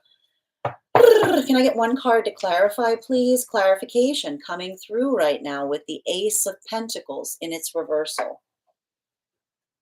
It's, you know what? it's it's valuable and important because it's saying to me that something that we're seeing across all of the frequencies right now is being able to find that space of compassion. It's being able to identify and recognize what one, like, and I keep on seeing this. um and it's very important for the energy and separation right now, specifically and particularly because one of the things that I'm seeing right now for the energy and separation is this is there's a lot of work that's happening during this eclipse cycle that is having one observe, like, what one can change versus the circumstance or scenario that may feel like the blockage or may identify what that hurdle is. And something that I think is really important about that we're seeing here has to do, I keep on hearing some energy and separation saying it was at that moment that I could see what the disparity was between me and another, right? Like, this is a bit of the gift of the Aries and Virgo. It helps us. Aries and Virgo are incredibly good at not allowing emotions to cloud their vision, right? And so I keep on seeing sometimes those things that we see in those moments, it's difficult, but at the same time, it is expansive. It allows for that ability of identifying and recognizing and being able to move forward to a certain extent. So that's why I keep on seeing right now for a lot of the energy and separation, that moment or that experience of letting go, of working through what can change, while at the same time, new energetic partnerships that are emerging here, where I keep on hearing on the same page, right? Feeling that expansive moment, feeling that moment of moving in the same viability, in the same direction. I just keep on seeing, like, the word that I keep on hearing is happening here is that amplification of force that says direction, direction, direction. Now, continuing to get clarification between our Queen of Pentacles in combination with our Six of Swords in its reversal. May I please have one card to clarify? Clarification coming through right now with our Seven of Wands. So effectively, as soon as we talk about the word direction, we've got the Eight of Wands that appears. Now, we're going to talk a little bit about this because, one of the things that's been coming through over the last few weeks has been the conversation in relationality to confusion and direction, right? One of the messages that came through was the articulation of understanding that, um, and this is what's beautiful because we talked a lot about this. You know, what we feel for one another are not our energetic responsibility, right? Why do we say that? Because effectively, ultimately, how you feel about me, I have no control over, right? What feelings I inspire within you, if I can't go in and change them, then effectively, I can't be responsible for them. And that's why when we love one another, it's a gift because we expound upon the fact that the feelings that we inspire in one another feel like gifts that we're giving to each other. There's only one modality that we are responsible for in relationality to how another experiences us. And that is in the space of confusion, right? Because if I create a feeling within you that creates confusion, well, I can provide clarity to that, right? Like that is the curvature of rule in so much as it allows for that extent of understanding that the one feeling that we are able to clarify to one another is the gift of being able to overcome confusion, right? And so that's why I keep on seeing right now, if these are situations in separation where it felt like there was confusion, and then another is coming back and it's still bringing more confusion, and another person's asking for clarity, sometimes the closure point is to say to oneself, it's a confusing situation, right? Because a confusing situation is one that provides no clarity of direction. And that's why I keep on seeing that for a lot of these energy, like a lot of the energies right now that are moving forward through this eclipse cycle or coming together during this eclipse season. This is why it feels like it's chariot energy, because this is the energy that says that the gift that they give to one another is never allowing for a questioning in terms of where something is going, right? This is the energy that is both that are both healing from situations that feel like they experience that confusion. And that's why that clarity, like that's why I keep on hearing these like Aries Virgo partnerships. They're powerhouses because they are on a mission. While for the energy coming into divine union, I just keep on seeing that for a lot of the energy coming into divine union right now, um, you know, the best way I can describe this is I just see like all of this new conversation that's forming. I see the partners, working in that space of being able to articulate upon things that they could not see prior to this moment. And that's why I see like this is the energy that feels like the ability to discuss something that they couldn't discuss before, the ability to articulate upon something that they couldn't articulate upon before, because everything that I'm identifying here has to do with the recognition point of being able to see something with clarity that one could not see before. And by effect, talking through it, they're already beginning to heal from it, right? So I like that because everything I see here for a lot of the energy coming into divine union is articulating and expounding upon mutual direction. While for masculine and feminine energy deep within divine union right now, bearing in mind this is not based on gender, but what one feels most aligned to, there's something very valuable and important that I'm recognizing in relationality to, and everything I keep on seeing here has to do with the difference in terms of what it is engendering or creating within the counterpart energy. For a lot of this masculine energy right now, in deep within divine union, I feel like there's something very, how do I describe this? Um, it feels very vulnerable, right? But it's the vulnerability. I keep on saying it's the vulnerability of being able to feel that expansive point of being a and that's why it almost feels like a lot of the masculine energy is going through inner child healing at this time, because I just keep on seeing that for a lot of the energy expounding or expressing in that way, it feels like a lot of that masculine that's looking for those connection points, right? It feels like a lot of that masculine energy that's in that space of desiring to share that journey with those around them. While for feminine energy, I just keep on seeing that a lot of this feminine energy is in that space of being able to feel the strength or vitality in so much as to not perseverating as much upon feeling judged by others, right? Because that's the thing about this energy right now, right? Like the thing about this eclipse cycle that feels so difficult is it really does feel like the embodiment of judgment energy, which is why I'm really glad we're going to be talking about a lot about this in our class on Wednesday, because it's working through the space of clarity and compassion that we're then able to expand not only to ourselves, but to those around ourselves. Continuing to get clarification between our Six of Swords in its reversal in combination with our Fool card in its reversal. May I please have one card to clarify? Clarification coming through right now as we speak on it, the Six of Pentacles, right? Um, I gotta tell you right now, perfection perfection is, and this is what's so difficult about a lot of the work that we have to navigate right now, is remembering that perfection is a cardinal direction. It's not a location. You cannot find it on a map, right? That space and all. But here's the thing, and this is why this is hard, because we're going through a lot of Virgo lessons right now. Virgos are often very, very focused upon the aspect or the ideal of perfection. But this is why a lot of the energy of Virgo often has to heal, because when we're constantly in that space of over concentrating on perfect, we sometimes limit our own ability to do things, right? That's when perfect becomes its own blockage. Remembering that, again, this is not my quote, an artist never finishes their work, they merely abandon it, right? That the first thing we have to do in order to create something is remove that identification point of trying to build into perfection. Because if you're constantly wanting to perfect something, you can work on something indefinitely. It's like it never stops.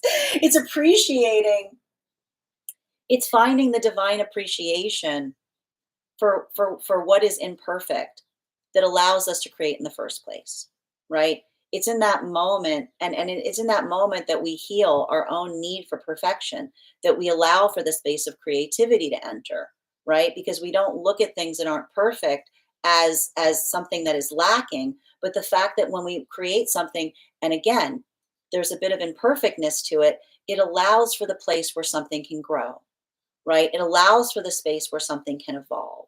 It allows for the space of, again, and that's why I think it's really important right now during this time for us to be very focused or recognize and appreciate.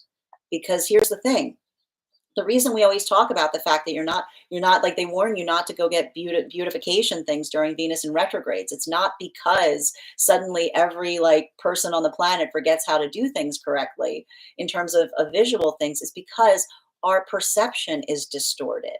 Okay, we don't see things with the same clarity. So that's why, again, if we're able to navigate a Venus in retrograde cycle, and we start with compassion, I want you to really think about the fact that this is a beautiful space to be able to like honor your imperfections. Remember that those flaws, the flaws, when polished, become facets. Working in that concept of appreciating the work in progress that is the self, that allows for that space, that when we're in that place, we always find something that we can work on. Right? It's an ever, it never goes away. And this is why we talk about the fact that our goal or our path work should never feel like we get angry when something is perfect, not perfect. But we appreciate the fact that moving towards perfection is always feeling a little bit of that sense of going, it could be like, there's something I could do, make it a little bit better, right? We navigate that in a space that we understand that that is not something that we move away from. It's just a part of it's part of the condition of creation. Continue, and that's hard. And now I'm telling you right now, an energy like this right now, it feels even harder. Continuing to get clarification between our Fool card in its reversal in combination with our Ace of Pentacles in its reversal. Can I get one card to clarify, please? Clarification coming right now with our 10 of Cups in its upright, right? This is beautiful. I have to tell you, we started with a lot of this rockiness, but moving into the Seven of Wands with the Six of Pentacles and the 10 of Cups in its upright, when we're able to bring that force of compassion to things, right? when we're able to bring that force of stabilization, right? When we're able to recognize and identify what feels like it creates that point of clarification, I keep on hearing it starts with the self, and it evolves ever outwards, right? We bring ourselves into that space. So, and this is why I keep on seeing that across all of the frequencies right now. There's a lot of this, like I keep on hearing, like it's working through the flaws, but allowing the love to come through in those spaces. It's looking into that place of identifying what feels like it's energetically productive. And I'll tell you right now, I see a lot of new partnerships that are happening right now.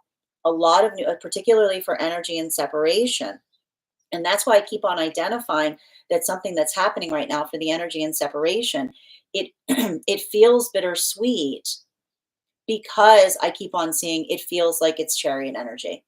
It's recognizing and identifying like what like like the gift of partners that are able to articulate and amplify what that direction is.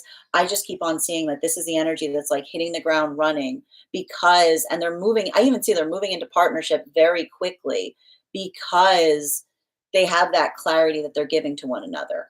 While for masculine and feminine energy right now that is coming into divine union, I just keep on seeing that for a lot of the energy coming into divine union right now, um, like as I mentioned, like that space of identifying and being able to amplify upon what one can change, being able to talk about what breakthroughs one has received. I just keep on seeing that there's that profound degree of expansion that's occurring in that moment, because this is the energy that is, again, they're finding what that work is. They're finding what those processes is. They're finding and identifying what it is that they're inactively acting to change. And so I feel like there's a lot of that stabilization point that's being received, in so much as being able to express the gratitude that they have towards one another in terms of creating a clarity of the self that allows them to work on themselves even further. While for masculine and feminine energy, deep within divine union right now, there's something really beautiful that we're identifying for the energy deep within divine union, insofar as recognizing and working through the context of resilience and perseverance, right? There's a lot of this work that says to the self, deep within divine union, it's not ideal, but it's never ideal. Like, ideal is not something that you find, it's what you do with something. So there's a lot of this energy that I just kind of see that is not leaving a space of worrying about their emotions, but just identifying where to put the work. Continuing to get clarification between our Eight of Wands in combination with our Six of Pentacles. Can I please have one card to clarify? Clarification coming through right now with our 10 of Pentacles right now. And this is beautiful because I got to tell you, we've got our 10 of Cups in combination with our 10 of Pentacles. So there's something really beautiful that we see that is happening right now, insofar as I keep on seeing clarification in terms of what manifestation goals are, right? You'll recall, as I mentioned earlier, that this eclipse cycle is a little bit different than eclipse cycles that we have experienced previously, because and the difficulty point is the fact that we entered it with both the Venus in retrograde happening at the same time as the Virgo full moon, right? It doesn't feel ideal. It doesn't feel great. Okay. It doesn't, it allows for that it's sharp contrast energy, right? I keep on describing it as like Phantom of the Opera energy, because it's like, I told you, it's the dual force of working through like the note that says everything is ugly and everything must be perfect, right? When we're in that space of feeling that, but we don't overly internalize it, it allows us to build into the context of what feels like it is supportive, right?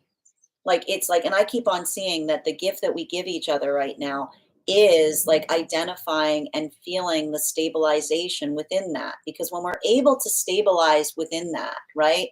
when we're able to bring that compassion to ourselves at a moment that it feels like energetically there's a lot of stark contrast, we are able to, and we're able to find that point. It's like the energy that feels like it's trying to tear us apart, suddenly everything is coming together, right? It's not about feeling that oppositional point so much as it is about finding the thread that binds.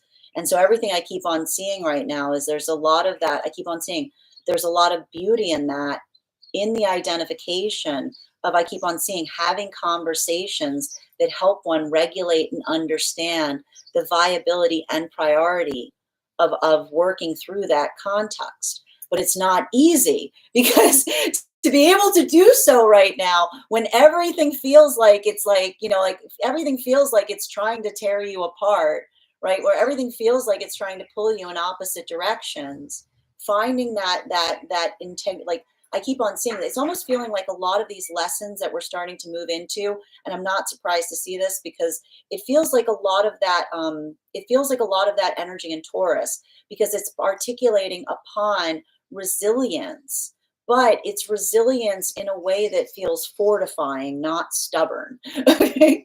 Continuing to get clarification between our Six of Pentacles in combination with our Ten of Cups in its upright. Can I please have one card to clarify? Clarification coming through right now with the Ace of Pentacles in its reversal. So the nice thing about this, I have to stress this, and I know, listen, I know these eclipse cycles are intense. Like, I know that there's a lot of this energy that often feels like it feels fractious, right? It feels fracturing. It feels provocative. It feels like it's like it's and to add to that right now, we've got the combination force of the fact that we've got so many planets in Aries that often creates those spaces or those places wherein we feel very triggered, right? And we've got Uranus and Taurus, which can feel like a lot of that aggravation, like something that's bothering you. Um, this is why I keep on identifying that there's a lot of beautiful heart expansion that's happening during this time. Because being able to be in a space or a modality where one is able to express oneself in such a way that you're able to articulate the meaning that something has, everything I keep on seeing right now, particularly for the energy and separation, it feels like a lot of that work in terms of getting something off of one's chest. But it's like getting something off of one's chest that either closes a chapter, or it is the getting off of one's chest that allows for that vibrancy, that allows for that space of being able to feel that dexterity in terms of what it is that you share and are trying to create with another. So that's why I see, even now, for a lot of the energy and separation, most of the intensity right now feels to be focused there, because there's a lot of that prioritization in terms of feeling and recognizing what feels energetically supportive of the self versus the difference between what one hopes can be repaired but not necessarily seeing it. And for some of the energy right now, some of that's happening all at once. So that's why I'm going to say, even now, making sure that you're grounding through this cycle, making sure that you find that space of like something that anchors you towards the self is very key, right? Because it's like there's so much of this energy here that feels like it's just like moving you across all different, like a lot of different, it's like a lot of this like push and pull. While for masculine and feminine energy right now, coming into divine union, everything I keep on seeing here is, I keep on seeing like there's something very valuable and important that I see by way of working through an apology or allowing in the context of forgiveness.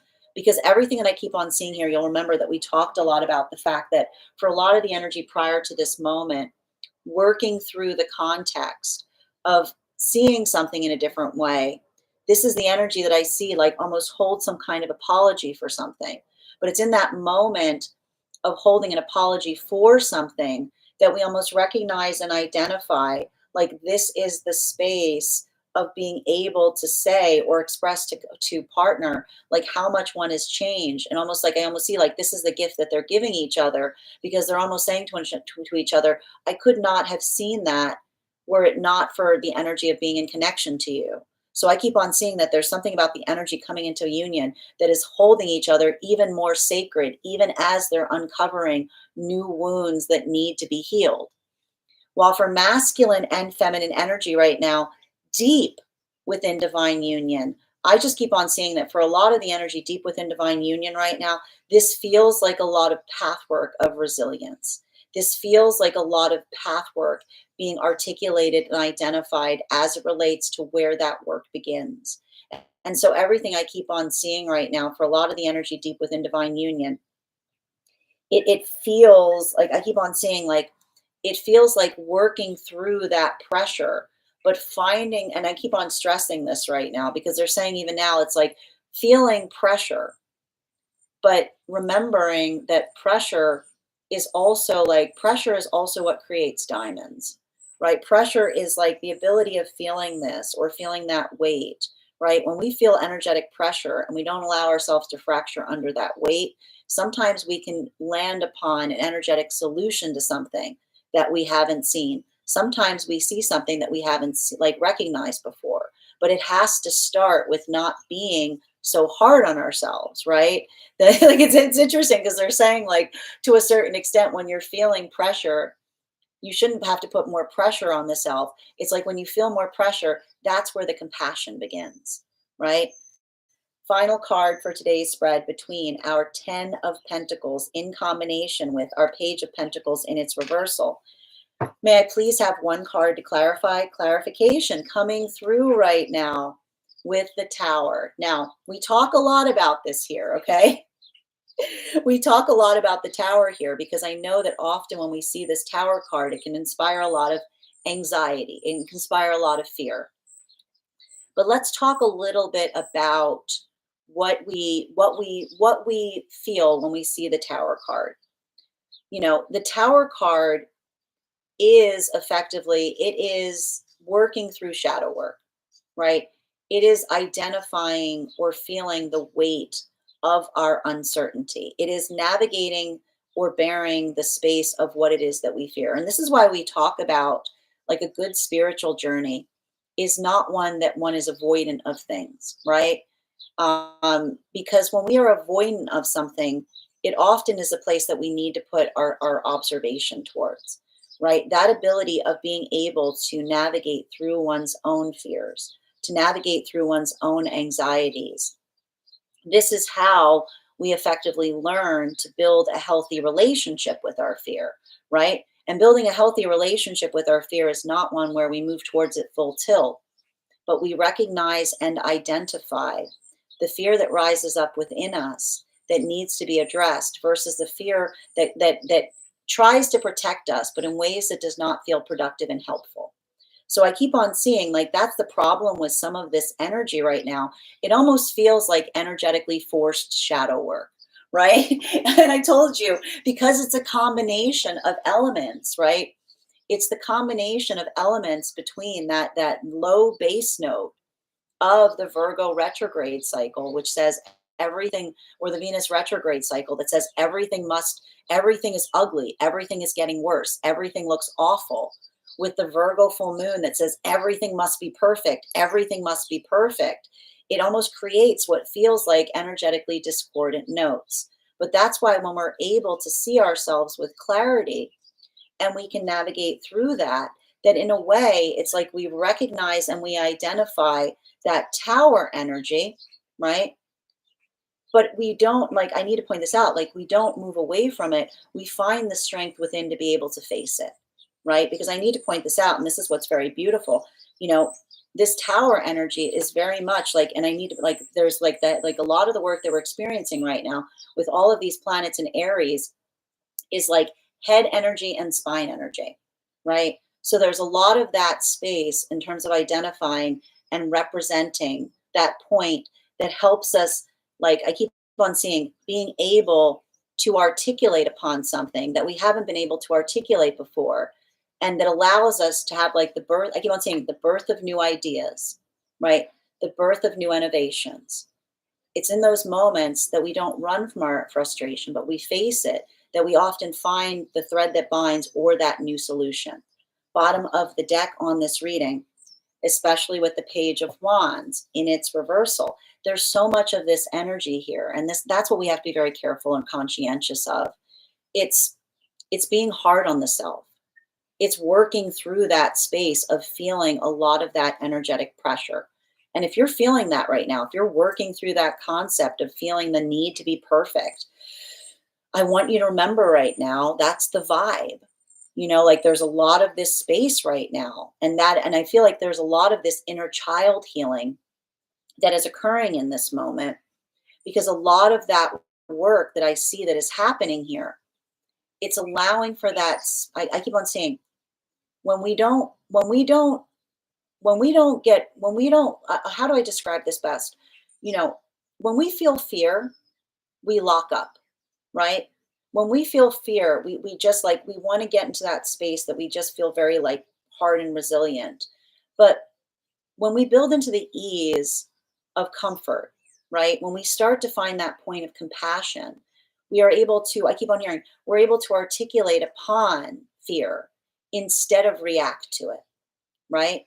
And so I keep on hearing like this, like the work through a lot of this particular retrograde in the midst of the eclipse energy has to do with productive conversation, right? Because when we're able to articulate through our fear instead of react to it, there's nothing that we cannot do.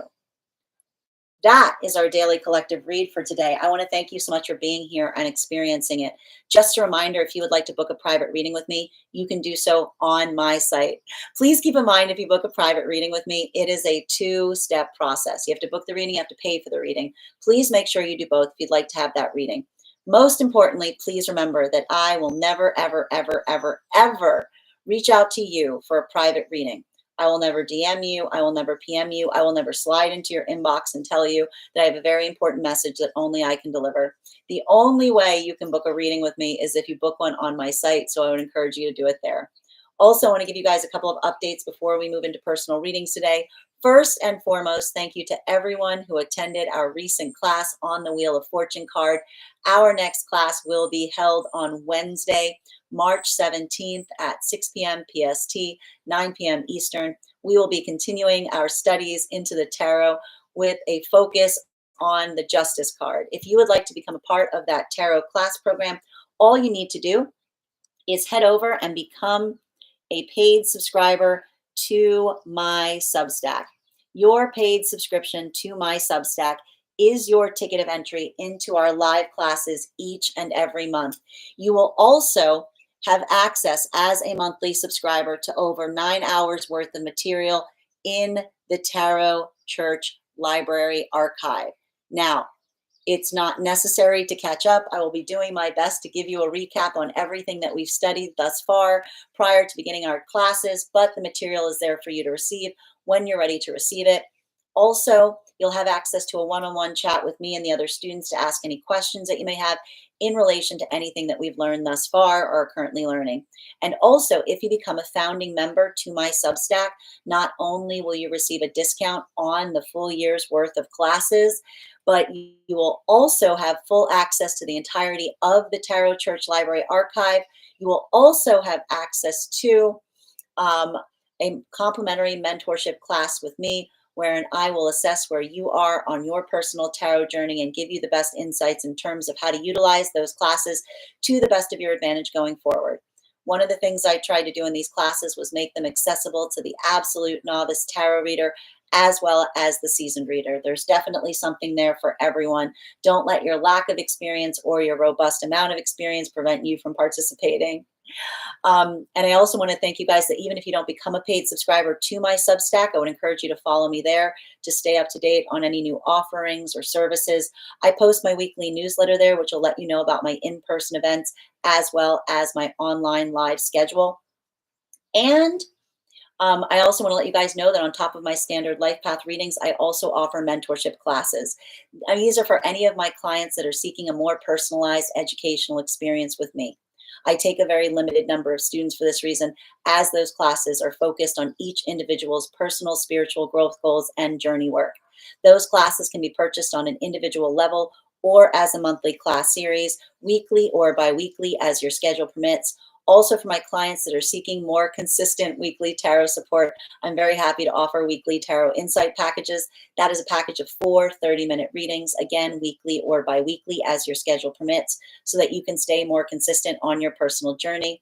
I also want to let you guys know that I'm also now offering dream interpretation readings. You can purchase those on an individual level or as a package. If you are going to purchase the dream interpretation reading package, I would just encourage you to make sure that you are focused on making sure to keep a dream journal, as we will be utilizing the dream journal to be able to utilize the tarot to understand the key messages and themes coming through the dream space. I want to thank you guys so much for being here today and sharing in these messages, and we will do this again tomorrow. That is our daily collective read. We are going to get started on personal readings. Congratulations to Bella. You got our highest gifter for today. And Bridget, thank you so much for being here and receiving these messages as well. You will be the second person on our list for today for a reading. If anyone else would like to get on the list for today, the list is open. It is 3 cards for a donation of 28 or more, 4 cards for a donation of 22 or more for my subscribers, links in my bio. Please keep in mind there are 2 things I do not read across these apps: pregnancy and medical. Happy to give insight on anything in a private reading, and you can book a private reading on my site. Just bear with me a moment as there we go. Perfect. All right. Hi there, Nikki. Thank you for letting me know, dear. I will add you to the list, and you will also be getting an additional card in your reading today. If anybody wants to see the full reading, it will be up on later on my Substack. I am going to take a minute to read over some of the comments that came through as I was reading. Also, we are doing a giveaway right now. When we get to 50K, I will be gifting a reading back to the collective. We are already at 22.9K likes. So thank you guys so much, and continue to tap that screen. All right. I love to argue. And thank you so much. Just bear with me.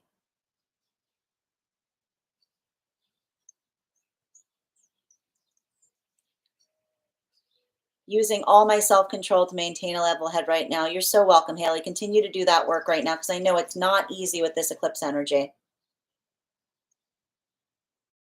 All right. Hi there, John. How are you doing today? And JD, if you would like a reading, dear, all you need to do is send the donation payment via the link in my bio, and you'll be added to the list. All right. Hi there. Hi there. Oh, okay. Thank you, JD, for confirming that. I will also, let me just confirm you got on the list, and we'll get started. Also, if anyone else would like to get on the list right now, you will be the 5th person read for. And thank you, it's me, for sharing the live. I'm an Aries sun, and this is driving me crazy. Well, that's the thing about it right now. I just got to tell you, like, there's something really valuable and important to be recognized here in terms of, one of the things that we're seeing right now that's really difficult is the fact that, like, there's a lot of that feeling of pressure. There's a lot of that feeling of frustration. And the thing is, if you're in that space of just working through this to a certain extent, or feeling a lot of that like anticipatory energy, for those with like Aries placements, like it's like you understand it, but it might not make it easier, you know? And thank you, Bella, for those gifts. Thank you, Constance, for the follow. Thank you, Denise, for the follow. Sunshine, your subscription's ending soon if you'd like to renew.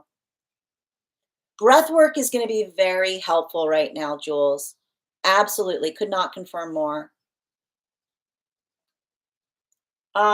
What cards have there been so far? Well, Heather, I can't go through.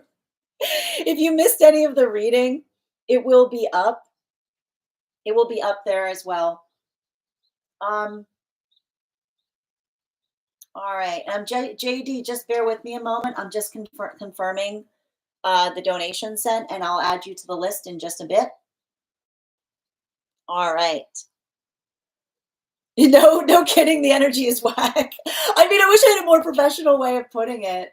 I really do, but I feel like to a certain extent, like, it's kind of like it's kind of like the best way to describe it.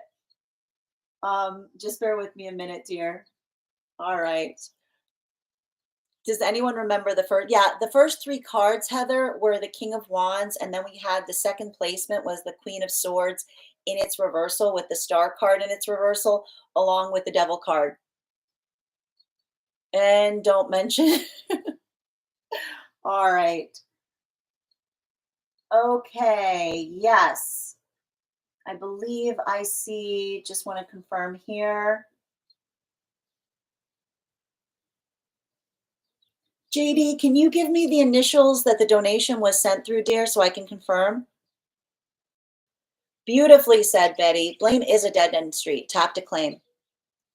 Lay, a moment of clarity, and I realize whatever I'm tripping on is not as bad as I'm reacting to. Exactly. That is exactly the type of energy we need to bring into things right now, Lay. Beautifully said. To give, but not always expect to get back. Beautifully said as well, Jules. Boundaries still in place, tap to claim. I recognize the patience, and then I feel guilty. Well, and I think that like a lot of that work, and like I gotta tell you right now, even now, Lay, like working through feelings of guilt are important as well, right? Where's the fish? Well, here's the thing: we had all of these energies in Pisces, Julius, and now we're just moving out of it. Right now, Pisces is in the 10th house and Aries is in the 11th house. Thank you for confirming, Heather. And Lay, thank you for sharing the live. Current sky is Gemini rising. Well, that's where, and Jupiter's in Gemini right now too, which is why like a lot of that polarization right now is happening too. Trust is key. Hi there, Nikki. Exactly what's happening. My new partner, discovering old wounds as we get closer. Thank you for confirming this reading, Nikki. Intimacy wounds for sure. JD, hard to know when to step away and heal and when to stick it out and heal in a relationship. It's always difficult, but that's why we talk a lot here, JD, about recognizing and understanding where the work is, right? I love that. We don't need to be perfect in order to be found. Thank you, Nikki. Kitty confirmation. I know, Queen. I love when Strega sits on the cards. I know. She had to put an appearance today. I mean, I love it, but she also knows like she knocks the cards out of whack. All of this is on point. Thank you, Violetta. It's so hard to find that compassion, mainly for myself. Let it start with the self. Let it start with the self and extend outwards. Letting go, continuing to do so. Art. Where's where's your green? I don't know what you mean by that, Spats. And Fauna, thank you so much for the follow. All right. Erica, thank you for the follow as well. I've had that aha moment, but it's built-in guardrail, so to speak. The perfection is unachievable. Understood, Catherine, because we are forever expending. Beautifully said. And Mel's, your subscription's ending soon if you'd like to renew. You have a fantastic day as well, Art. And thank you, Jane. Violetta, it's so true. My friends are fighting and they can't hear me out. Just try to keep a level head right now, Violetta. You know? Yes, it's about becoming curious and fear and using it as a productive tool. Tap to claim, Catherine. And I mean, I don't know. I think that again, I think that it's like, it's not really, I don't like the idea of saying like using fear as a tool because I actually feel like there's something about this that's more, it's not the same, right? It's not about the idea of fear as a tool. It's about looking at the fear of working through the fear of the self and understanding like what what is the pathwork of allowing for fear that feels like it is productive, fear that feels like it's healthy, versus working through that context or that space of working through like again like the unknown fears, right? The unknown anxieties. It's hard work. Okay. Yeah, JD, we're about to get started on personal readings, dear. I'm just trying to confirm the payment so I can get you on the list, dear. And that's why I asked for your if I asked for your initials so I could confirm that I received it. I hope that helps. Okay. Thank you for the help, Bridget. No problem. Illusions peeling away can be helpful, but also difficult. No choice but to confront them. Tap to claim Alexandra. I got you, Nikki. Thank you. All right. Thank you. So accurate that the eclipse with the full moon Virgo energy explained. You're so welcome, Trishina. Thank you for confirming. All right. Interesting. Hold on a minute. I'm just looking.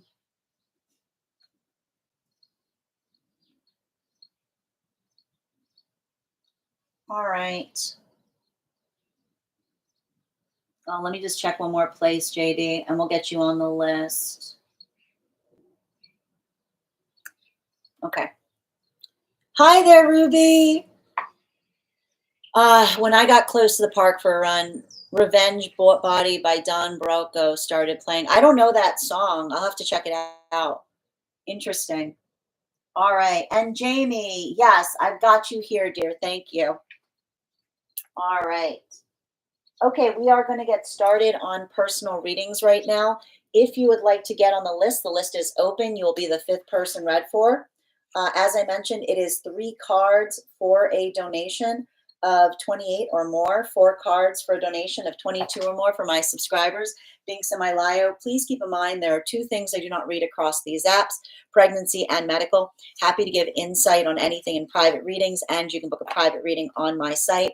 First person we are reading for today is Nikki. Nikki, if you're here, can you respond in all caps? Let me know if you'd like a general reading or if you have a specific question you'd like me to answer. And if anybody else would like to get on the list for today, you will be the 5th person read for.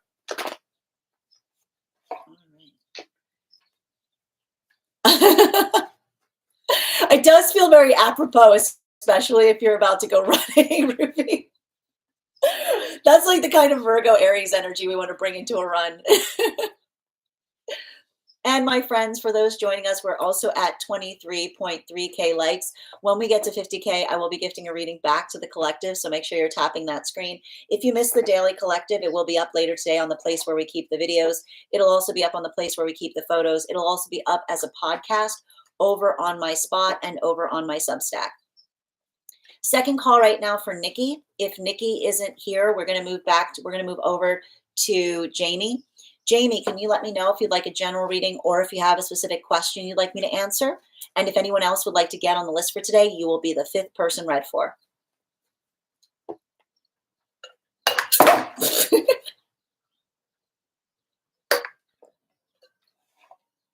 All right. Would love clarity on my relationship. I've got you, dear. Can I please get... All right. Can I please get 3 cards, please? 3 cards for Jamie. Highest priority messages from Spirit, please, on that connection. All right.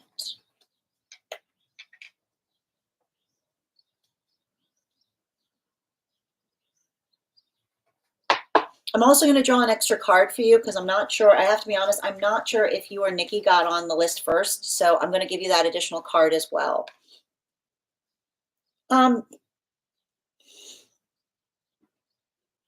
So I'm seeing some kind of situation or circumstance right now, Jamie, that, you know, I see someone that's kind of working through a space of desiring or requiring some point, like some kind of like,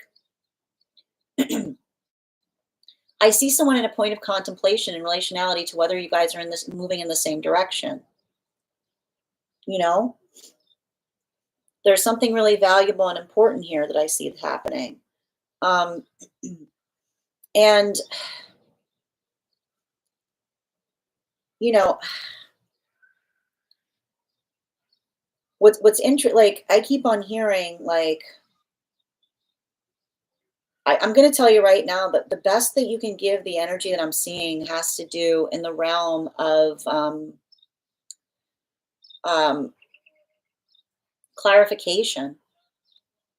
Like there's something really important about this here. I just keep on seeing someone that's looking for some kind of point of direction as it relates to whether there's something here that's being built, whether there's something here that you're moving towards. There's a difficulty here. There's an energetic hurdle. Um, I feel like I see someone that is eager to have a conversation with you upon something, right? Like it feels a lot. Like I just keep on seeing that. It feels like there's um I also don't know why, but it feels like there's some kind of wound of trust here, right? I'm just identifying that there's something in relationality to this that um it feels to me like there was some kind of point of confusion in relationality to like was there an issue about you saying you were going somewhere and not being somewhere? The reason I'm asking this is because like I see something here where it feels like there's some kind of wound of trust that's making it hard for another um to have some kind of conversation about something, you know? Um there's something about this here. Like this feels to me like everything I'm identifying around the situation, it feels like there's a trust issue. Um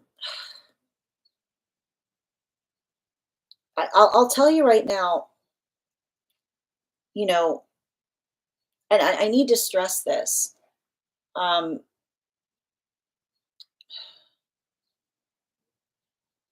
I see a situation where I keep on hearing someone say, I wish I had clarity beforehand, right?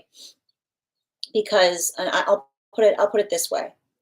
The gift that we give each other in partnership is, I keep on seeing mutual consent as it relates to plans. And that's the thing about it. Like I see some kind of situation or circumstance where someone does not feel included, right? I see some kind of situation where someone feels like they're somehow out of the loop um, in relationality to what's occurring with you, right? So I just want you to be very, I just want you to be very conscientious about that because they're saying to me that there's something really valuable and important in your ability to, I keep on hearing, make someone feel like they're like allowing for your counterpart to feel like they're included in some kind of planning or path work because everything I see around something here, like this is where I'm detecting like some kind of disparity. And I keep on hearing like it's the alignment between what effectively you're doing versus what they're doing, right? I just keep on seeing it feels like almost being on like a need to know basis or waiting for someone to give you that point of identifying. So if you're seeking that in another, make sure that you're sharing, like make sure that you're doing that work to try to include another in your plans because then they're saying that you should also receive that in kind. I do want to give you some bottom of the deck information. So just something to keep in mind going forward. Yeah, there's a lot of this energy here, like particularly with the 8 of cups in its reversal. Um, you know, I keep on seeing like the thing about this is um we should never I keep on seeing it's really important to feel like we are the priority as it relates to building into some kind of context of partnership. And that's why I keep on seeing, like, I feel like there's someone here that doesn't feel included in your life to a certain degree, right? I would be very curious about this person's Virgo placements because there's a lot of this work that I'm seeing that, um, it reads to me like, how do I describe this best? Um, it's almost in the context of like I feel like there's somebody who feels very confident that they're mirroring what they're getting from you, You know what I mean? Like it's difficult because I can see someone that like holds things somewhat close to their chest, but there's a lot of these wounds of intimacy or fearing giving giving too much in the process. So, one of the things I would recommend is um, make sure like make sure that you're being open, like make sure that you're being articulating what it is that you want to build with someone, like put a little bit of that energetic enthusiasm towards them, because I almost see a situation where like you and another are like very similar in that way, right? Like you start to feel hesitant and you pull away, and the difficulty is, again, when we're in a place where we feel hesitant and we pull away, instead of kind of leading forth with confidence, it can create more of that feeling of energetic isolation. And the thing is, I don't know why they're saying this, but you guys, I keep on seeing you guys share a lot of mutual sign work, particularly in relationality to where your air signs are placed, which is like it's hard because they're saying like a relationship of this nature is going to kind of be challenging because it's pushing against your inclination, like it's pushing against that instinct, like it's requiring you to kind of step out of your comfort zone, because if not, you guys become too similar. And I keep on seeing like you accidentally like get so cool to each other that you ice each other out in the process. You know what I mean? Like I keep on getting, it's like the energy that tries to play it cool. It's like we got two energies trying to play it cool. Somebody has to be not somebody has to be the one that like doesn't play it cool, or else it's like you guys like, it's like you guys can cool each other off into like the brink of existence. So, make sure that you're like, make sure that you're moving forward, and I keep on hearing like taking those risks, like taking those confident risks in relationality to being able to have those conversations instead of avoiding them. Thank you so much for having that reading with me, Jamie. And if this message connected to you as well, it's very common for those who need these messages to be here to experience them. We are doing personal readings right now. If you would like to get on the list is open. It is 3 cards for a donation of 28 or more, 4 cards for a donation of 22 or more for my subscribers, Binks and my Lio. Please keep in mind there are 2 things I do not read across these apps. Those are pregnancy and medical. Happy to give insight on anything in private readings, and you can book a private reading on my site. Next person we are reading for today, I'm still looking for Nikki. Nikki, if you're here, can you respond in all caps? Let me know if you'd like a general reading or if you have a specific question you'd like me to answer. And if anybody else would like to get on the list for today, you will be the 4th person read for. It is 3 cards for a donation of 28 or more, 4 cards for a donation of 22 or more for my subscribers, Binks and my Lio. Please keep in mind there are 2 things I do not read across these apps: pregnancy and medical. Happy to give insight on anything in a private reading, and you can book a private reading on my site. Hi there, Nikki. Good to see you. Also, just give me a moment. I'm going to take a minute to read over some of the comments that came through as I was reading. I would also encourage you guys, if you're joining us across the other apps and would like to get on the list, you can also do so via the tree that has the via the tree that has Binks in my Lio.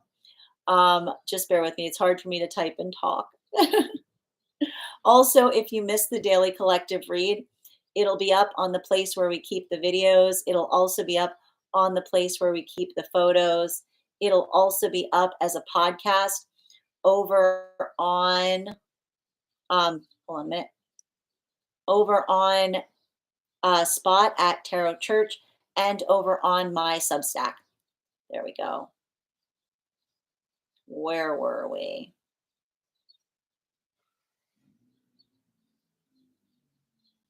Okay.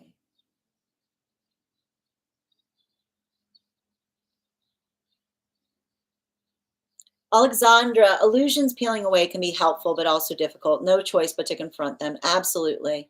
And I'm telling you right now, a lot of that work right now, like that's what we're effectively seeing. Hi there, Nikki. Thank you, Bridget. Yep, I've got you, JD.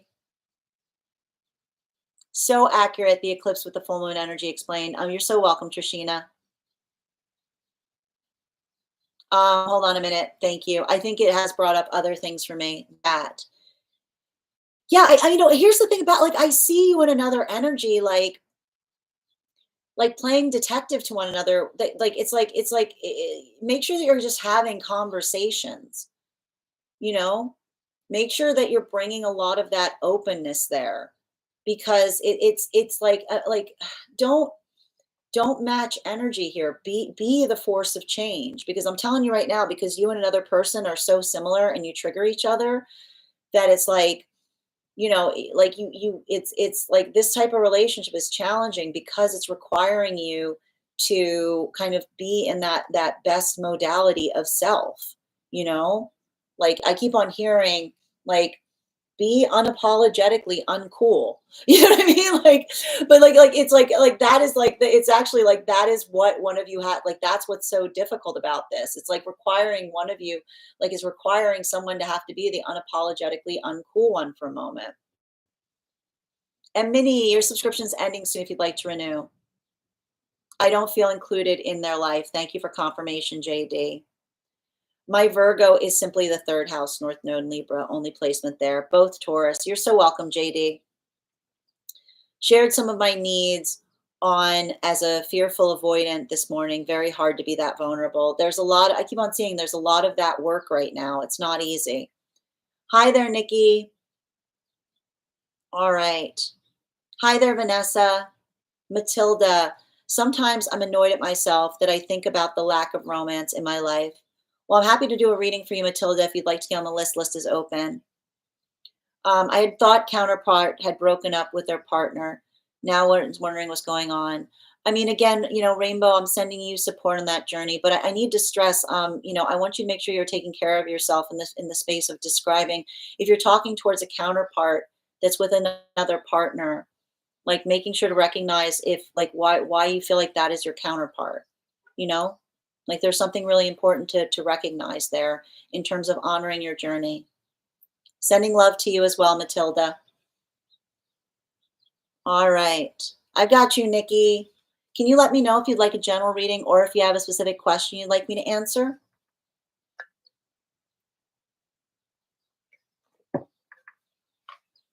And my friends, we are at 24.2K likes. When we get to 50K, I will be gifting a reading back to the collective, so make sure you're tapping that screen.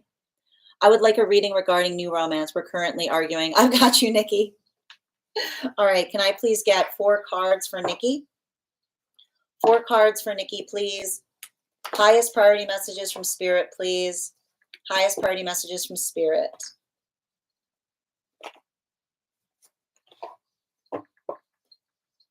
One, two, three, 4. And Nikki, I wasn't sure if you or JD were the first one on the list, so I'm going to draw an additional card for you as well today. Whoop, there it is.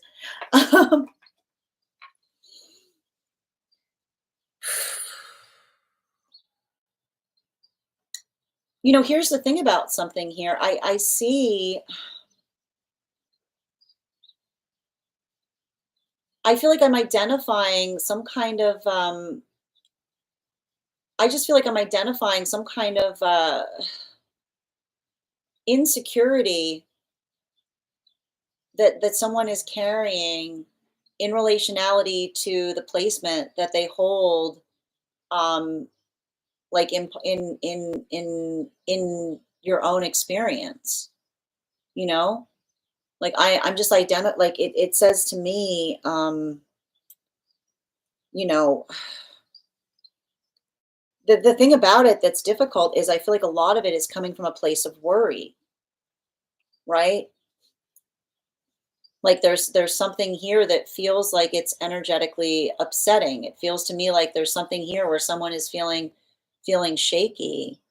Um and I can like it almost feels like I mean,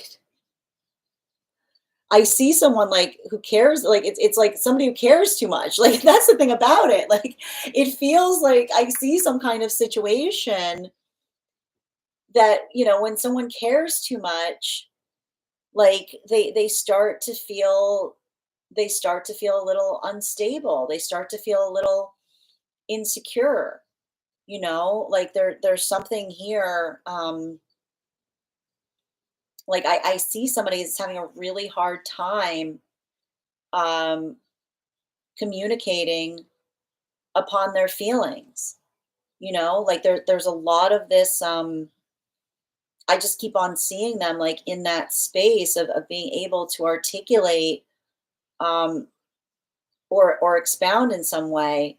And I feel like I can see them they're so it's like it's giving me the type of energy of someone who's so worried that they're going to break something that they like that it's like it's coming out in like ways that um like in itself like that's what's creating a lot of that shakiness.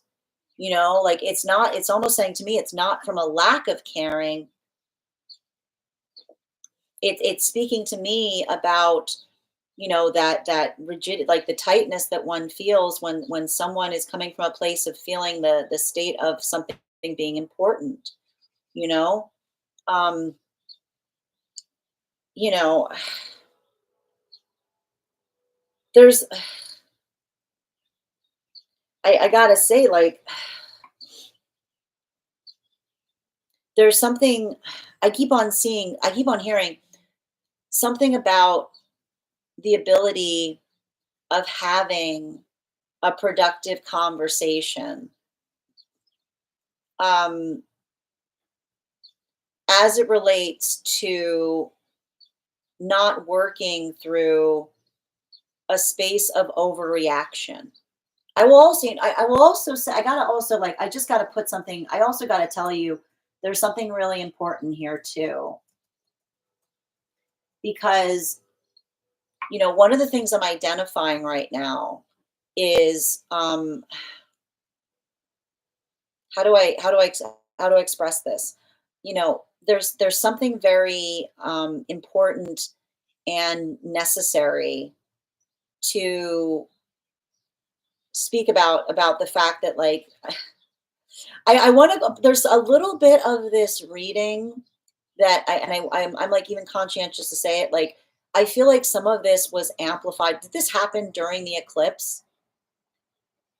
Because I keep on hearing, like, to a certain extent, there is something about the fact that I'm literally having a reading here where it says, like, somebody felt like the eclipse, like they got a little carried away with the eclipse energy.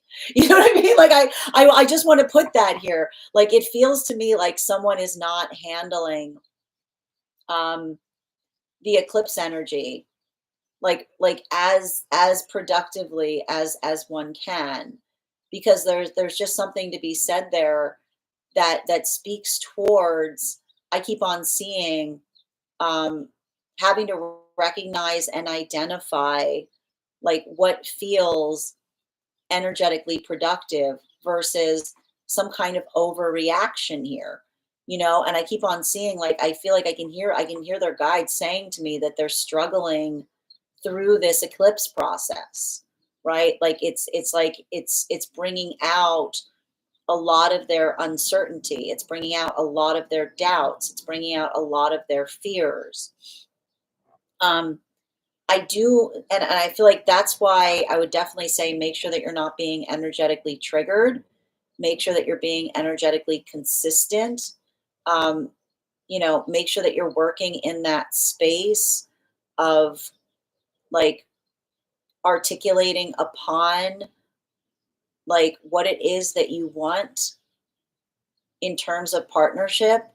But I keep on seeing, like, make sure that you're not also overcorrecting, right? Because there is something really important I'm seeing here as it relates to this simultaneously falling in alignment with work that you've had to, like, you're also feeling triggered. But I almost see like you being able to like step back and lay those healthy boundaries and say like, again, the door's open, but this is like, like I keep on hearing something along the line of saying like, I'm willing to, I'm willing to discuss anything, um, like so long as that is something that is like, so long as we do it in a way that feels like it's energetically productive. You know what I mean? Like I keep on seeing like it's almost having to say to another person like, I'm here to speak about it so long as we honor each other along the way.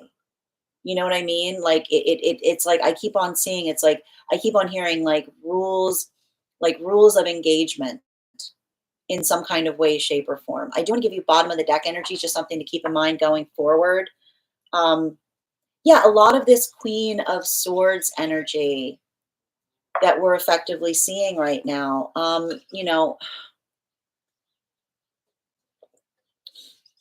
Like I can see that there's something about this situation that I see that you're almost questioning yourself, right? But the thing I keep on seeing around this is um and I this is I got to work through this because there's something here that feels very nuanced. Um we can have compassion, like we can have compassion for the fact that another is suffering, but that doesn't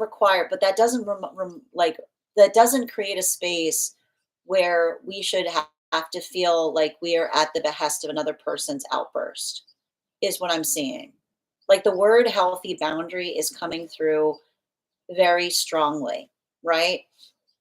And I keep on seeing that a lot of that work that we're effectively seeing and recognizing here, that like like that's why I keep on seeing like I keep on hearing the words like rules of engagement to a certain extent, because it's basically saying like, look, I keep on seeing this, like I keep on hearing a situation saying you are allowed to feel anything beyond the fact that it starts making you treat me worse because of how you're feeling, right? Like when we're in a healthy space, we don't, I keep on hearing when we're in a healthy space, we don't punish another for how we're feeling, right? We articulate upon it, we don't react to it. So I feel like I keep on seeing like there's something here that could have had, like, could have been a healthier conversation. I'll even say this, like, if there's something here where, and I need to point this out, if someone says that they can't help doing something, right? If someone articulates and says, this is something that I have trouble with, well, that's often those moments that are indicative, because those are the moments that allow us to say, well, if this is something that you do not have control of, it's okay to get outside support with it, right? So just make sure that you're like, it says to me, like, make sure that you're in a space that you're not being triggered. Make sure that you're not matching energy. Make sure that you're able to navigate a space of compassion for how someone feels, while at the same time, like holding your own energetic boundaries. Because I keep on hearing your guides say, we can like, we can hold compassion for another and still hold compassion for ourselves. Like our compassion should not be precluded because another person has emotions. Thank you so much for having that reading with me, Nikki. And if this message connected to you as well, it's very common for those who need these messages to be here to experience them. We are doing personal readings right now. If you would like to get on the list is open. It is 3 cards for a donation of 28 or more, 4 cards for a donation of 22 or more for my subscribers, Binks and Mylayo. Please keep in mind there are 2 things I do not read across these apps: pregnancy and medical. Happy to give insight on anything in a private reading, and you can book a private reading on my site. I'm going to take a minute to read over some of the comments that came through as I was reading. And also, my friends, we're at 24.8K likes. When we get to 50K, I will be gifting a reading back to the collective, so make sure you're tapping that screen. All right.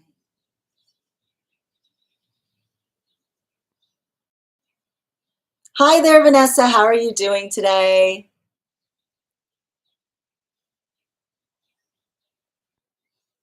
Okay.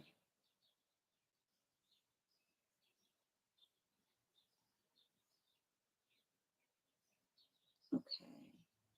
He flew out. Okay. Morning, Blue. Yes.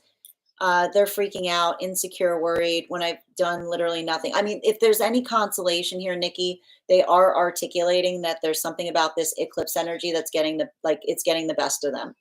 It's like a lot of those, like I keep on seeing a lot of those doubts and fears rising to the surface. I'm tired of insecurity. being projected onto the self. But and I think that there's something about like they said something very insensitive last night, and I know that he cares a lot. I just couldn't put up with it. But that's why, in that, yes, it started during the eclipse, the insecurity and the projection. But I think that there's something really important about the fact that you're articulating that through the work of the self as well. Like that's why I felt like a lot of that message was like, I keep on hearing something along in accordance with like you're entitled to your feelings, but you're like I hear you saying to someone, you're entitled to your feelings, um, and I'm entitled to mine, right? And it's like the space or the place of projecting that out onto one another. You know, like that's where the separation point comes, right? Like it's not about like I keep on hearing you're entitled to feelings without taking them out on each other, right? Yes, it started during the eclipse about past experiences and fear. And I'm like, that's not me. This isn't fair. I won't take it on. Well, and I keep on like, that's the thing. Like in the space of projection right now, like your ability to identify and recognize that is really valuable and important. I could be, I could not be, I was not being sensitive. I could be not being sensitive enough to his triggers, but I've dealt with it too much in the past. No, I see like that's the thing about it. Like you guys are triggering each other's triggers, right? Like you're having to say like, look, you're also triggering me at this time. We just had a conversation last night how he can't bottle it up. He needs to be honest because I am that's exactly it. Last night the insensitive thing. He said that's just how they were raised. Whoop, hold on a minute. I'm just catching back up. But that doesn't make it okay to be rude, so I set a boundary. Oh, there okay, so what you're saying, like, you're basically like, if that's what you've already done, the guides are saying that they're in alignment to it because you're very much following the same, like, vibration of the message, which says, like, again, you're entitled to feel things until you're taking them out on another, right? And Minnie, your subscription's ending soon if you'd like to renew. Addie, thank you for sharing the live. Always appreciate when you guys share the live. Sorry, no, no, you don't have to apologize for the comments. It feels I mean, everything you're saying feels very much in alignment with what I was reading. This is spot on. He feels terrible, but it's just like, well, and here's the thing about it, like with a lot of that, you know, when we, I keep on seeing that there's something here that has to do with working through volatility or reactivity, right? Like having another recognize and say, like, you can say to them in that space, like, I almost hear the message saying you are also allowed to have triggers, right? We all have triggers. It's not about not having triggers. It's about what we do when we're experiencing them, right? And I keep on seeing that there's something that occurred in the space of them having that trigger that made you feel in some way, shape, or degree unsafe. So they're saying that you can allow that to be the context of the healthy conversation. And thank you again, Nikki, and I hope that message helps. And thank you, Lisa, for getting on the list. You'll be read for after Ava. If anyone else wants to get on the list right now, you will be the 1, 2, 3, 4, fifth person read for. 3 cards for a donation of 28 or more. 4 cards for a donation of 22 or more for my subscribers, thanks to my Lio. Please keep in mind there are 2 things I do not read across these acts, pregnancy and medical. Happy to give insight on anything in a private reading, and you can book a private reading on my site. Next person we're reading for today is Bella. Congratulations on winning our highest gifter giveaway. You'll be the next person read for. If anyone else wants to get on the list for today, you'll be the 5th person read for. We're also at 24.9K likes. When we get to 50K, I will be gifting a reading back to the collective, so make sure that you're tapping that screen. All right, and Nikki, exactly. It made me feel energetically and emotionally unsafe. And I'm over being the better person and getting trampled on. But again, I think that there's a lot of that space, like your own ability of articulating through that instead of reacting to it. Like the guides say that they're also seeing the fact that you're making progress in that way. So you should be proud of yourself. And again, everything I keep on seeing right now, allow this eclipse to be one that allows for like compassion and clear communication. Thank you, Nikki. All right. So the next person we're reading for today is Bella. Looking for Bella. All right. And just a reminder, if anyone wants to get on the list right now, you'll be the 5th person read for. I've got you, Bella. Happy to do a spirit led. Before we begin, I'm going to step away for a moment, but if anybody else wants to get on the list right now, you'll be the 4th person read for. We're also at 24.9K likes. And when we get to 50K, I will be gifting a reading back to the collective. So make sure you're tapping that screen. I'll be back in just a moment.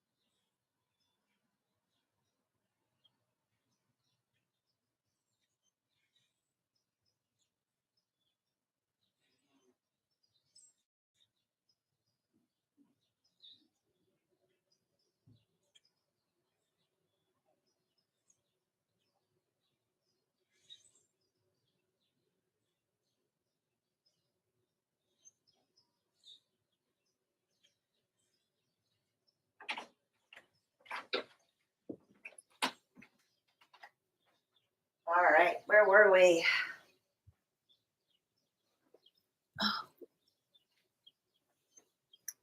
All right, looks like we're doing a spirit led for Bella. Happy to do a spirit led, dear. I know. I know, we've got a lot of birds right now. All right, can I please get 4 cards, please? 4 cards, please, for Bella. And if again, just a reminder for those joining us, we're at 25K likes. When we get to 50K, I will be gifting a reading back to the collective. So make sure you're tapping that screen. All right, can I please have, whoop, I've already got some of them out. Oh, we got 3 cards falling out of the deck. And thank you, Bella. Thank you, Bella, for being a subscriber. You'll get an additional card. And thank you, Addie, for sharing the live. Always appreciate when you guys share the live.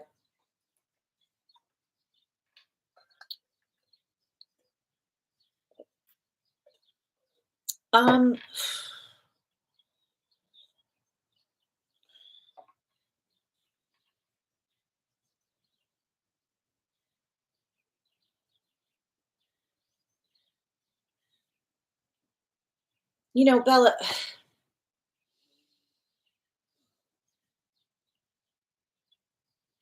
I know you're feeling really, really frustrated right now. Um, you know, I just keep on seeing there's something really, I need to stress this. Um, now is not the time to give up on something. Now is not the time to give up on something. Um, there's a lot of this. I keep on seeing like there's a lot of this energy that I'm just identifying around a circumstance or situation that um how do I articulate this? Like, you know,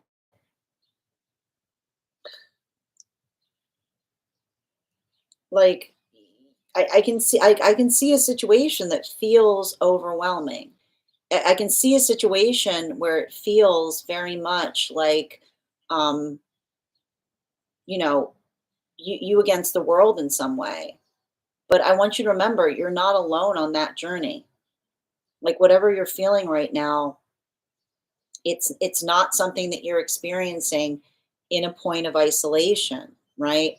Um, the thing about the thing that's so difficult, um, about this energy right now is that it creates like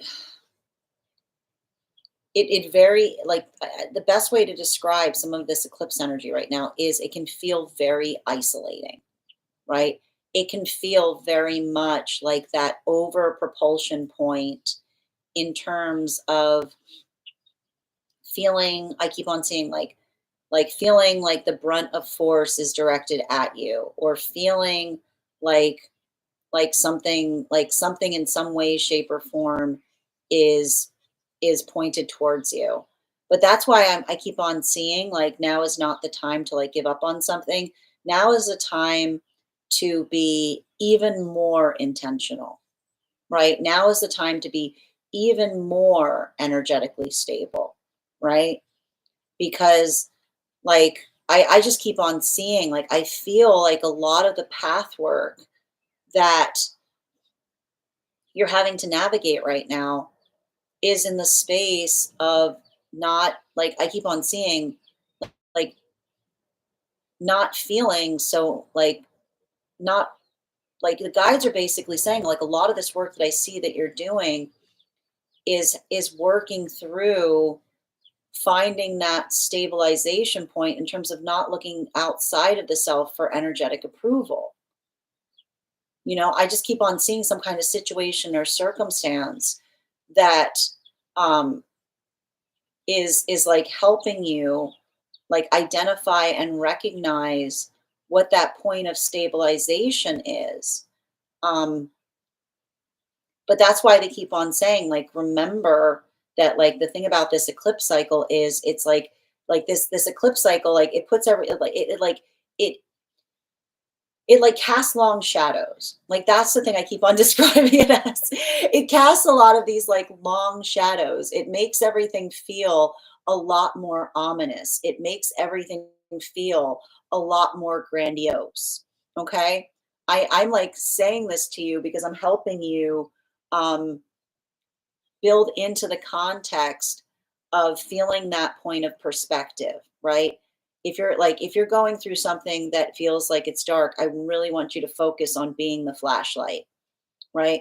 I want you to focus not on feeling the weight of saying, why is this happening? But instead saying, what can I do? Like what can I like and allow that intentionality to guide you through it to a certain extent because I feel like even now like there's something about you being able to like stand and like I feel like this is where I feel like some of that Virgo energy because like I like to point out like the Virgo lessons are often that space of like finding one's confidence and and standing firm, you know, potentially like in that moment that like you know like you're feeling a lot of that weight of others like upon you. So I want you to think about that. I want you to focus on like grounding right now and finding your like finding the internal strength of this the self to um you know like I keep on saying like speaking in a place of openness and sincerity um about how you feel about something. Like I keep on hearing like there's something about this like throat chakra that's clearing up for you. And a lot of it is coming in the space of saying like, you know, and I feel like it's like you not like you're healing from the I keep on hearing you're healing from the need to apologize for everything, but instead for like coming into the space of learning to ask for an apology. Bottom of the deck. Um yeah, you know, like there's something about this. I feel like you're healing some kind of ancestral trauma in some way, shape, or form, particularly in relationality to, um, you know, I keep on seeing like this feels like I don't even see that you're doing this for yourself. That's the thing. Like you're doing this because you have clarity on something. You're doing this because you recognize the inherent in the I keep on saying you recognize the intrinsic value of identifying what feels like it's energetically best. And I keep on seeing that often in those spaces when we're trying to do what's best, it doesn't often articulate upon what's easy. right? I feel like like your spirit team, like your spirits, you got like a big spirit team around you. I know you can't see them, but they keep on saying you're not going to be alone. We're going to be with you every step of the way. You're like, you're not going to be alone. We're surrounding you. Like there's a lot of this energy here. I just keep on seeing that they're like effectively saying in some way, shape, or form, like, you know, like you're not like I keep on hearing like your mantra right now is you're not walking alone. We're with you every step of the way. We're surrounding you. Um, like they keep on saying if energy makes you feel like you should put your head down, they're saying that you remember they're the ones telling you to put it back up. they're saying they're, they're saying, stand up straight, keep your head up, because they're saying that they're saying to a certain extent we're speaking with you and through you. Thank you so much for having that reading with me, Bella. And if this message connected to you as well, it's very common for those who need these messages to be here to experience them. We are doing personal readings right now. If you would like to get on the list is open. It is 3 cards for a donation of 28 or more, 4 cards for a donation of 22 or more for my subscribers. Links in my bio. Please keep in mind there are 2 things I do not read across these apps: pregnancy and medical. Happy to give insight on anything in private readings, and you can book a private reading on my site. Next person we're reading for today is Bridget. Bridget, if you're here, can you respond in all caps? Let me know if you would like a general reading or if you have a specific question you'd like me to answer. And if anybody else would like to get on the list for today, you'll be the 3rd person read for. All right. Also, we're at 25.2K likes. When we get to 50K, I will be gifting a reading back to the collective. So make sure you're tapping that screen. We'll get to 50K in no time. And thank you, Addie, for sharing the live. All right. Always appreciate when you guys share the live. And Nikki, you never have to apologize for comments during the reading. I always deeply appreciate when you guys give further insight on what is occurring after or during the reading to help reaffirm the fact that we're in alignment in terms of what I'm reading for and what you experienced. Hi there, Rose. How are you doing today? Exactly. It made me feel energetically and emotionally unsafe. But that's the thing. Like, again, instead of being reactive and doing what one would typically do when you're feeling energetically unsafe, the fact that you're articulating through it, the fact that you're observing it instead of reacting to it, this is why the guides are saying that you're having a lot of breakthroughs right now. Yep. Just so over being the better person and getting trampled on. I mean, I feel like again, I feel like that's the thing. I keep on seeing like, you're like, I'm not going to lower the bar for us. I'm raising the bar. Hi there, Most Creative. Thank you as well, Nikki. You're so welcome, Nikki. And Bean, your subscription's ending soon if you'd like to renew. All right. And thank you guys for supporting each other in the comments. Bella, thank you so much. I left the father of my 4 children. Oh, my goodness. Oh, well, first and foremost, I'm very happy to hear that you're in a safe space. I'm very, very happy to hear that that's the case. I plan on speaking my truth in court, and they're okay. And that's why they keep on, like, that's why you had so much of your spirit team saying, like, you're not going to be alone in that moment. We're going to be surrounding you. Like they keep on saying like that, they're saying that a lot of this work, I keep on, like, it was a lot of an ancestral energy that said like they're fully supportive of you moving in that direction. I hid my abuse for many years and protected doing this for my kids as well. No, and that's why I keep on seeing like the energy. Like, I always like to point out, like, the ancestral energy always comes up when children come in, right? And I can see them, like, I can almost see them like trying to put their wings around the children, saying like they understand. You're so welcome, Bella. I'm sending you so much support on that journey, and thank you for being here, and thank you for receiving these messages. And thank you again. Like, it takes a lot of strength to remove yourself from situations like that. And I know that the collective here is very supportive in you being in a safe space and doing what you know is best. Hi there, Bridget. Can we pull on how divine counterpart? Yep, absolutely. Can I get 4 cards? And thank you, Sonia, for subscribing. Can I get 4 cards, please? Highest party messages for Bridget around counterpart, please. Thank you. 2 more, please. And 1 more, please.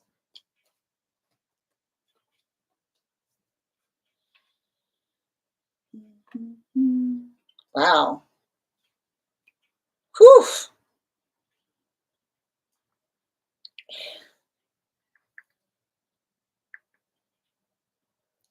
Here's the thing about it, like, I see somebody, like, they're having a breakthrough, right? Like, I guess, like, I see someone, like, they're having a breakthrough. Um, but, like, the breakthrough, and I keep on describing this, like, I think it's a little funny because, like, I see someone having a breakthrough, and they feel like I keep on seeing someone that feels like they've gotten into their villain arc. You know what I mean? Like, I feel like I see someone that like feels like this person, this person could not be an energetic villain if they tried. Is why that's why I'm laughing when I'm seeing something here where someone is going through their villain arc, because the funny part about it is that there's so much kindness around something. Like, they couldn't be a villain if they tried. It's like, I see someone that's saying to others, like, I'm prioritizing myself. Like, I see them being like, I have feelings. They deserve to be felt, you know? It's not okay. And I'm saying it's not okay. And I see this person being like, I've become the villain. And it's like, and I feel like the lesson that's really coming through to a certain extent. And I think that this is like the hard thing. Right? Like, this is the hard thing that the guides, like, their guides are working with them on, which is like often, you know, like, often when we're moving in the space of doing what's best, you know, we start, like, we don't get as upset as, like, if we're doing what we know is best and that upsets another person, like, that's that energy that says, like, again, they're starting to understand that when another person says, I'm disappointed, right? Instead of feeling the weight of the disappointment, they're looking towards the energy and saying, well, what were you expecting? Right? Like, they're healing from their fear of disappointing others. And here's the thing about it. This is like the hardest work to do, right? Because when we're healing and we're healing from our fear of disappointing others, we often have to feel like we often sometimes feel like we're going through a little bit of a mini villain arc, right? Because then we're like, well, oh no, what if they're upset? Like, you know what I mean? Like, it's like, it's a little bit of the guides being like they're learning that it's okay for someone to be upset if they don't want what's best for us. Like, that's what I see. Like, I keep on hearing the guides saying we're reparenting someone, right? Like, they came from some kind of energetic trauma space where they were worried about upsetting someone. Um, so I keep on seeing the fact that there's like I keep on hearing the guides around them saying, like, we're giving them some gentle parenting, because what they didn't realize is that a lot of that work that they had, that feeling of that desire to please, right? To please, I keep on hearing, that they didn't realize they're finally unlocking the understanding that their desire to please was actually hiding a wound of a fear of appeasing, right? There's some trauma behind this trauma, and they're saying that there's something about that work, um, like the work of trying to please others was from some kind of inner child wound about a fear of upsetting someone, right? Or working through some trauma that, like, was trying to navigate a space of just trying to be like in a place of pleasing others. And I feel like a lot of this here, oh, like, it's hard because I can see them, like, working through that. um and, like, I almost see, like, they're discovering, it's like I keep on hearing they're healing, but they're discovering the wound behind the wound in the process, right? So I keep on hearing them say, I've had a breakthrough. I've got a lot of work to do, right? Like, oh, good. I've had a breakthrough. I've got a lot of work to do. Bottom of the deck on this reading. Yeah, especially with this Queen of Wands in its reversal. Like at the same time that all of this is happening, I can see some energy around them, like speaking on them in like a less than positive way, you know? Like I can see some energy around them that is taking their own like taking it personally, right? And I keep on seeing the fact that they're trying to like navigate that space of saying to another, like, look, like, like, I need to point this out. Like, and it's interesting. I'm going like this because I'm seeing a broom. Like, it's, there's something about this here that like I keep on hearing their guides say when we start to assert our healthy boundaries, energy that has been utilizing the fact that we don't have any will boo us. You know what I mean? Like when we start to assert our healthy boundaries, the energy that has been taking advantage of the fact that we had none will start to boo us, right? So I see someone at the same time is navigating some kind of situation where they've done nothing but try to lay those healthy boundaries, and another person is like booing them, right?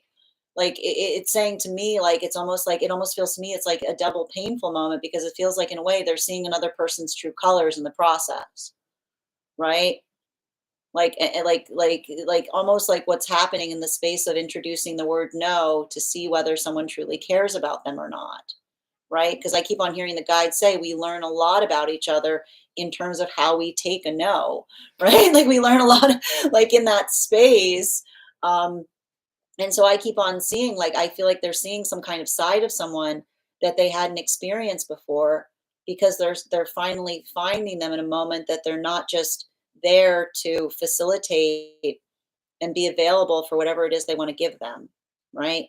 It's giving me a lot of that, like, it's giving me a lot of that, like, spring cleaning kind of energy, right? It's painful, but again, it's like I keep on seeing someone say, like I keep on hearing them say, I can see it now. You know what I mean? Like they're going now. They keep on saying now, right? Thank you so much for having that reading with me, Bridget. And if this message connected to you as well, it's very common for those who need these messages to be here to experience them. We are doing personal readings right now. If you would like to get on the list is open. It is 3 cards for a donation of 28 or more, 4 cards for a donation of 22 or more for my subscribers, Bing's my Lio. Please keep in mind there are 2 things I do not read across these apps, pregnancy and medical. Happy to give insight on anything in a private reading, and you can book a private reading on my site. All right, next person we're reading for today is Ava. Ava, if you're here, can you respond in all caps? Let me know if you'd like a general reading or if you have a specific question you'd like me to answer. If anybody else would like to get on the list right now, you will be you'll be the 3rd person read for. Yes, Lisa, I've got you on the list here. It is 3 cards for a donation of 28 or more, 4 cards for a donation of 22 or more for my subscribers, being my Lio. Please keep in mind there are 2 things I do not read across these apps, pregnancy and medical. Happy to give insight on anything in private readings, and you can book a private reading on my site. All right.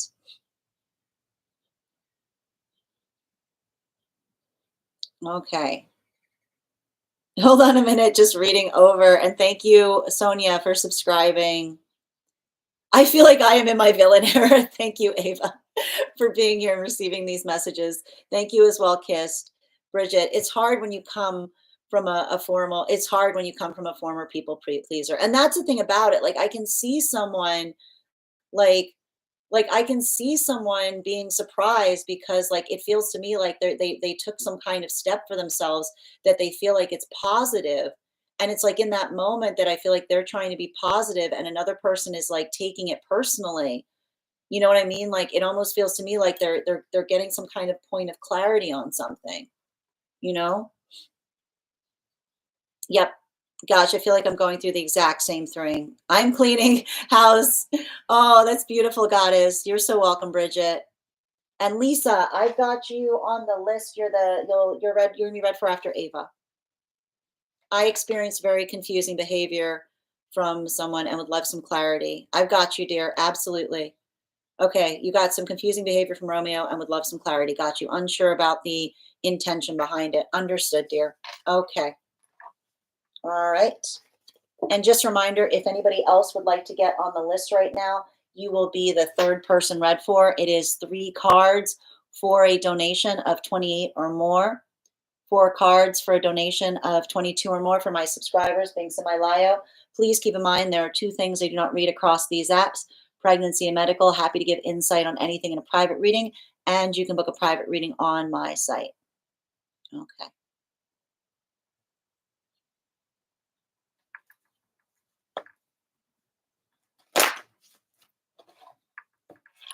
Can I please get 4 cards? Also, for those joining us, we are at 26.2K likes. When we get to 50K, I will be gifting a reading back to the collective, so make sure you're tapping that screen. All right. 4 cards, please, for Ava. 4 cards, please, for Ava. Highest priority messages from Spirit. We've got 2, 3 cards out right now. Can I please get 1 more? Thank you.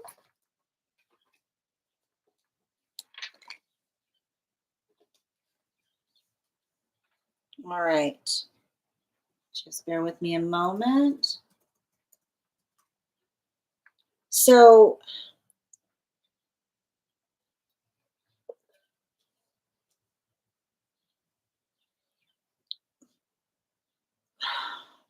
I feel like I'm going to keep on reading. Like, I feel like this is going to be a theme. I feel like this is going to be a theme right now through a lot. Like this eclipse cycle, man. Like, it's like I told you, it's bringing out,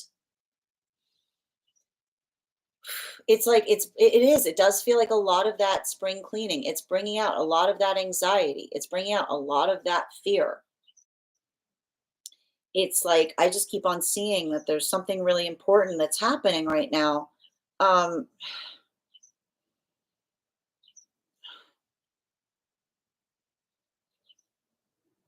you know, what's weird, like what's interesting about something here, Ava, is I almost see some kind of circumstance or situation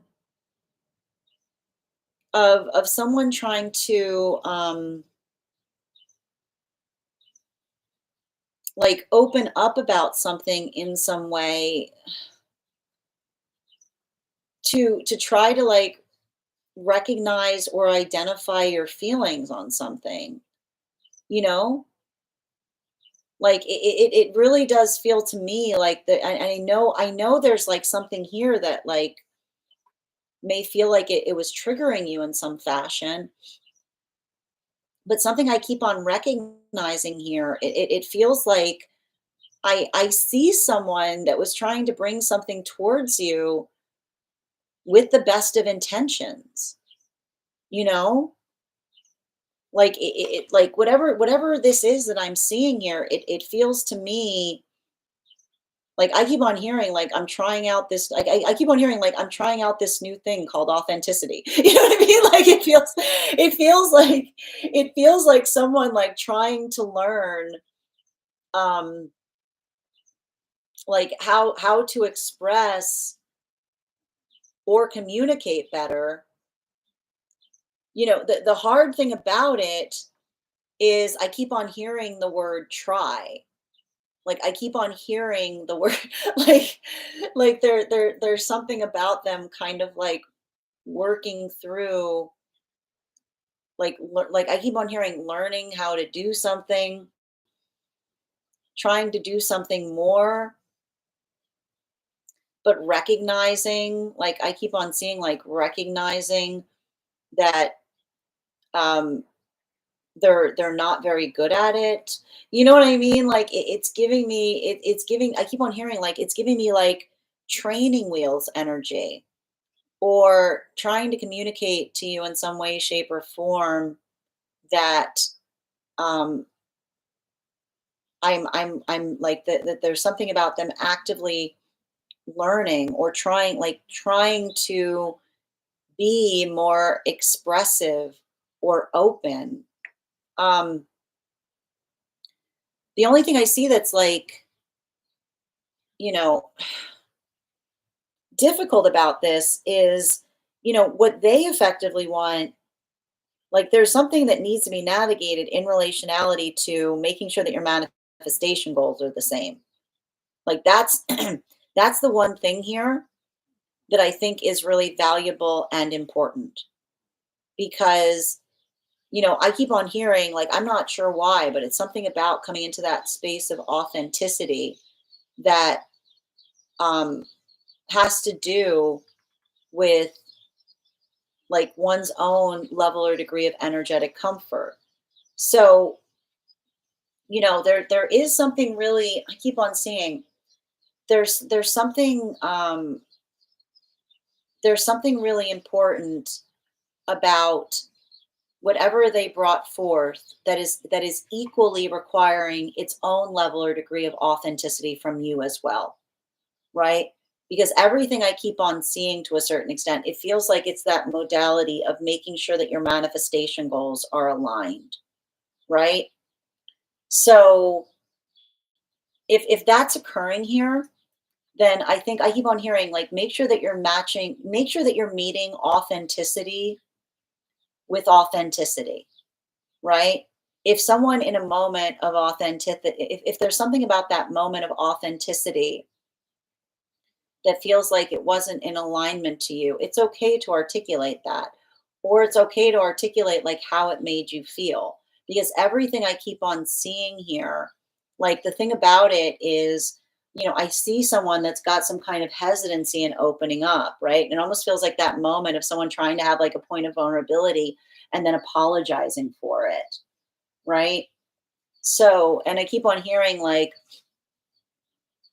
helping to recognize if someone feels like they're moving like wildly in that space, it feels to me like they have some kind of shyness about something that they said to you, right? It's like that moment that they express something and then they say, "Oh, I shouldn't have said that."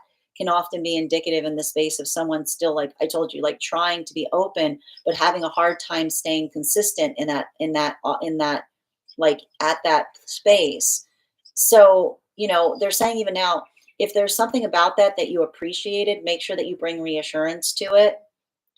And if there's something about it that bothered you, make sure you clarify as to making sure to help understand what was the thing that you was reassuring versus what you experienced that was somewhat confusing, right? Like make sure that you talk it out as it were. Bottom of the deck. Yeah, especially with this Ace of Pentacles in its reversal, I just keep on seeing that um, there's something very valuable and important um, in relationality to, I keep on seeing like being able to have that healthy conversation or being able to articulate and make sure that you want the same things because everything that I'm seeing here, it's almost like that. Like I just keep on identifying that there's something really important about making sure that you guys are on the same page in terms of what it is that you want going forward.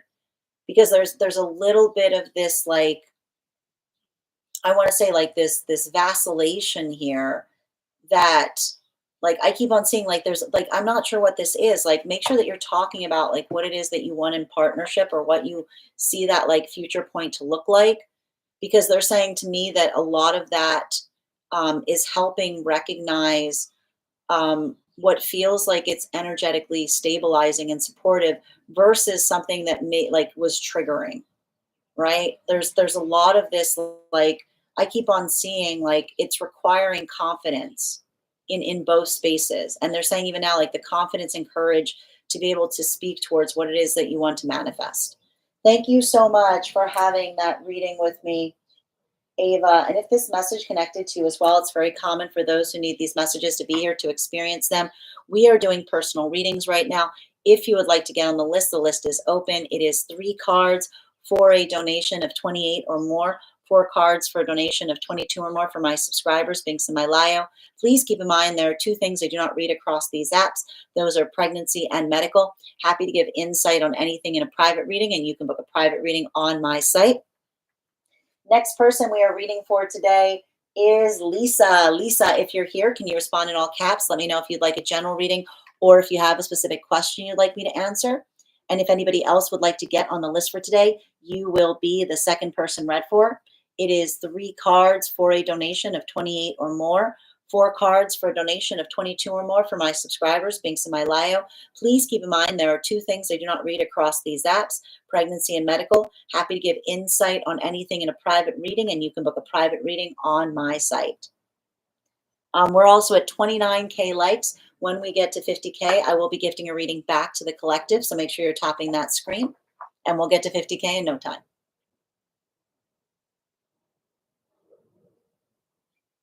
You're so welcome, Bella. Hold on a minute. Unsure about the intention behind it. We talked about oh, thank you for confirming, Ava. We talked about what we were looking for, and we wanted different things. Thank you for confirming. He said he didn't want to commit to anyone. Thank you for confirming. But then 2 days later told me he wants to commit to someone else while still trying to get closure. Oh, geez. I just don't want to compromise on what I'm looking for in a connection anymore. No, and I think that that's the thing that's important about this. Like, I can see you being like, look, like, thank you for your honesty. But like, I feel like there is that point of saying, like, we want different things. And then being like, I keep on seeing, like, you know, make sure, like, I feel like there's something really important to navigate as it relates to them being energetically consistent upon something here, right? Like, there's a lot of that, like, I almost see someone in the space of like trying to understand what it is that they want, but not bringing a lot of clarity to things. It almost feels like there's something they want that's like somewhat amorphous. They need to find the way to be able to articulate it. So, like, that's what I was seeing with all of this, like, Ace of Pentacles, which is like just being able to recognize what the confusion is, move forward to a certain extent. All right.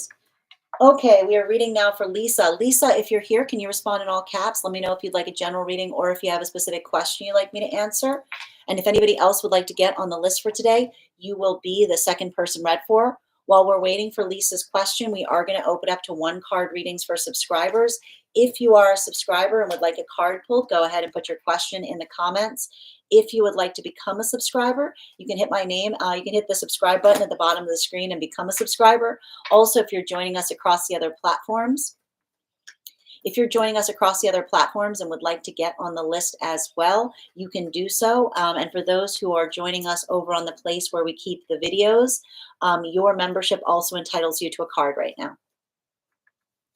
You're welcome, Ava. Thank you again for having that reading with me. 1 card for Bridget. Highest priority messages from Spirit, please.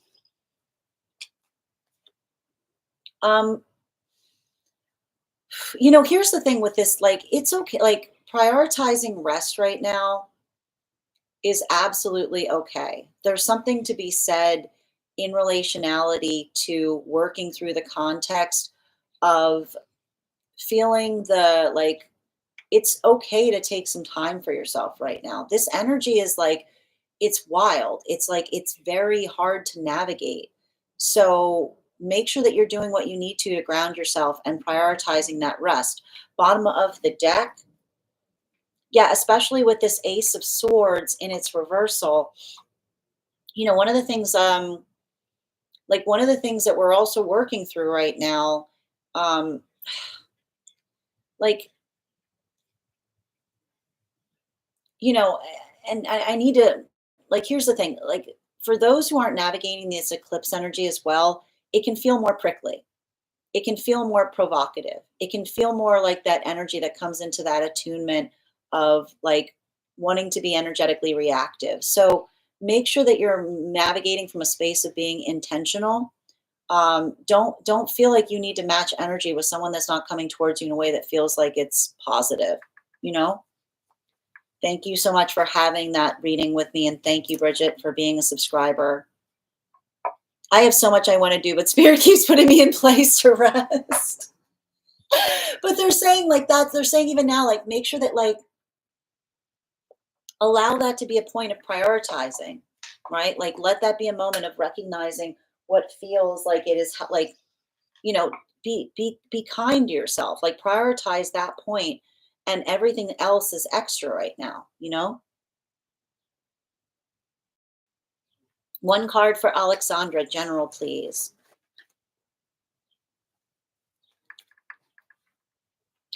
This is like the opposite of Bridget's reading. I feel like there's something really important um, to work through right now in the context of I just keep on seeing like I keep on hearing like this is your eclipse of like clearing your throat chakra. You know, I just kind of see a situation or circumstance that you're being able to expand or I keep on saying like expound upon in ways that feel like it's bringing stabilization, right? I would be curious about your Aries placements because it feels like a lot of this, like, yeah, like I just keep on seeing you like I almost see you like navigating something right now and just working in that space of you know, like speaking towards, you know, it's weird because it's like I feel like in a way you're like dispelling passive aggressive energy right now. You know what I mean? Like, that's the thing that's interesting about it. Like, it feels to me like a lot of this work that you're doing is dispelling passive aggressive energy, specifically because I almost see you in a space of saying, like, you know, like we can have an open conversation about something, right?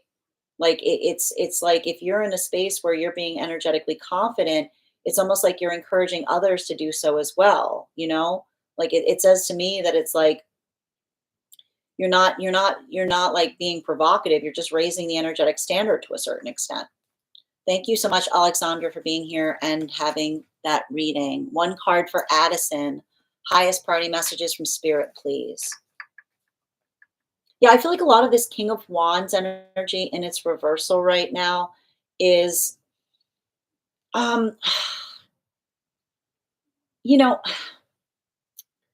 it feels like, how do I describe this? Um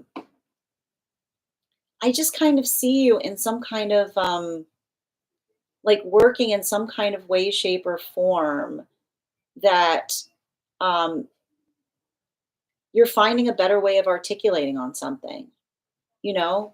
Like it feels like, how do I explain this? Like, I just kind of, I see you very much in that space that you're being very conscientious in relationality to like who you're feeling to, like, like where it feels like you can have a productive conversation right now versus where I feel like you can't.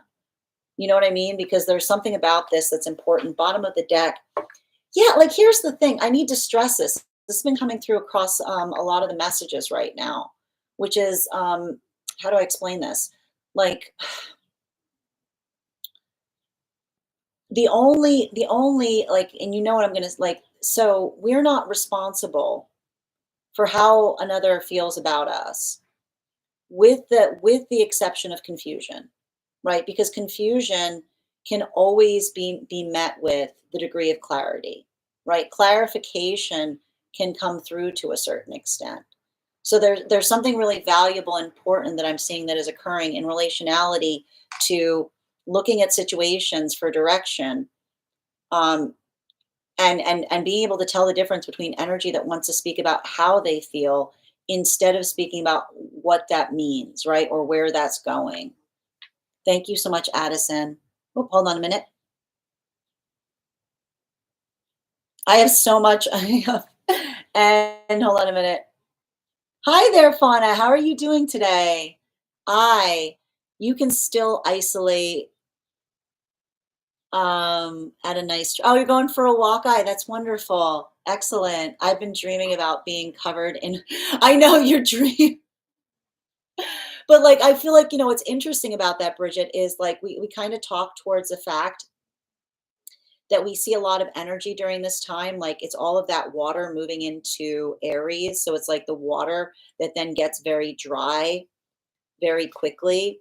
So I just keep on seeing that there's something really valuable and important um, in relationality to being able to, like, I keep on seeing like that. It's so funny because that dream was like you like talking through the transit of this astrologically. Hi there, Addie. One card. I'm too calm.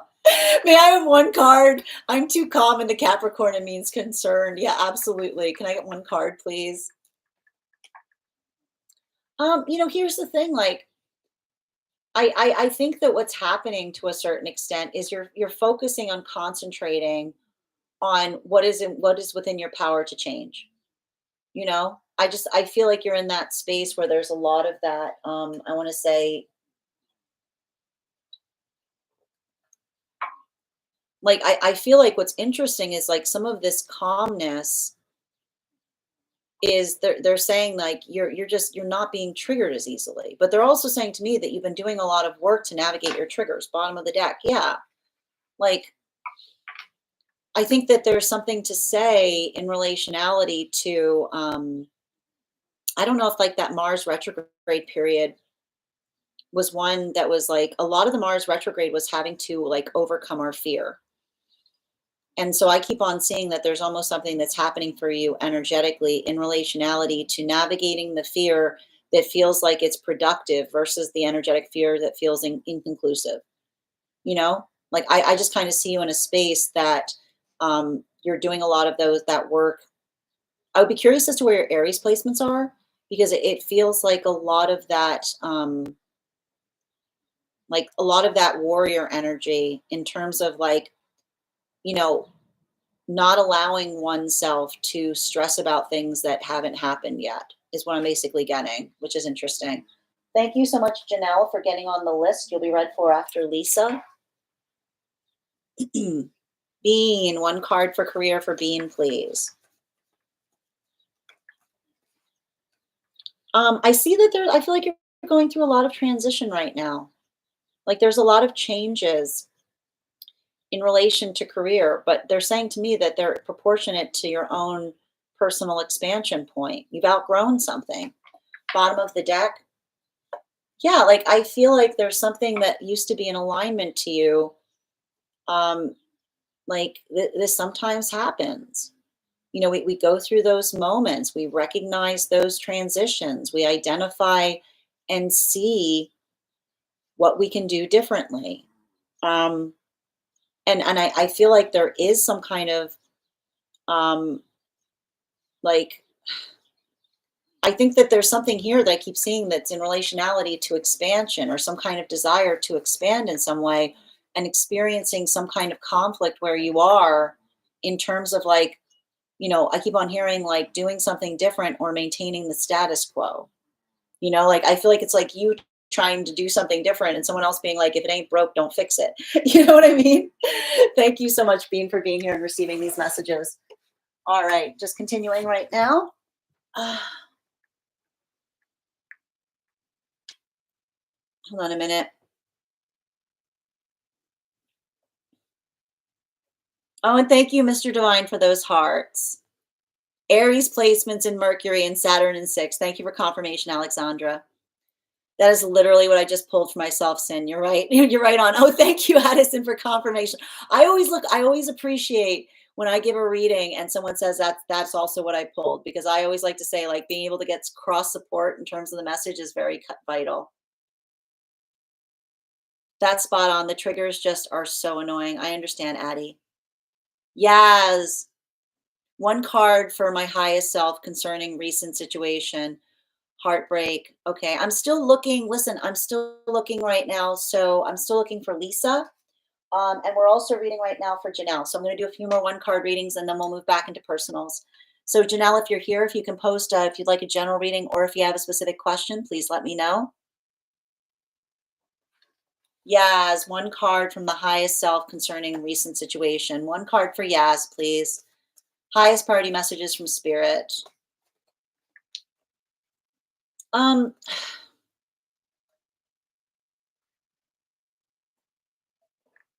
Here's the thing I'm seeing around some kind of circumstance or situation. You know, especially with this, like, someone hasn't overcome their fear, you know? Don't don't over internalize that. That's not something that you created. That's something you're experiencing from them, you know? Like being in a space of navigating and feeling that point of bravery, it's almost like it requires its own confidence. And I just keep on seeing some kind of situation here with, like, you effectively being in that point of confidence.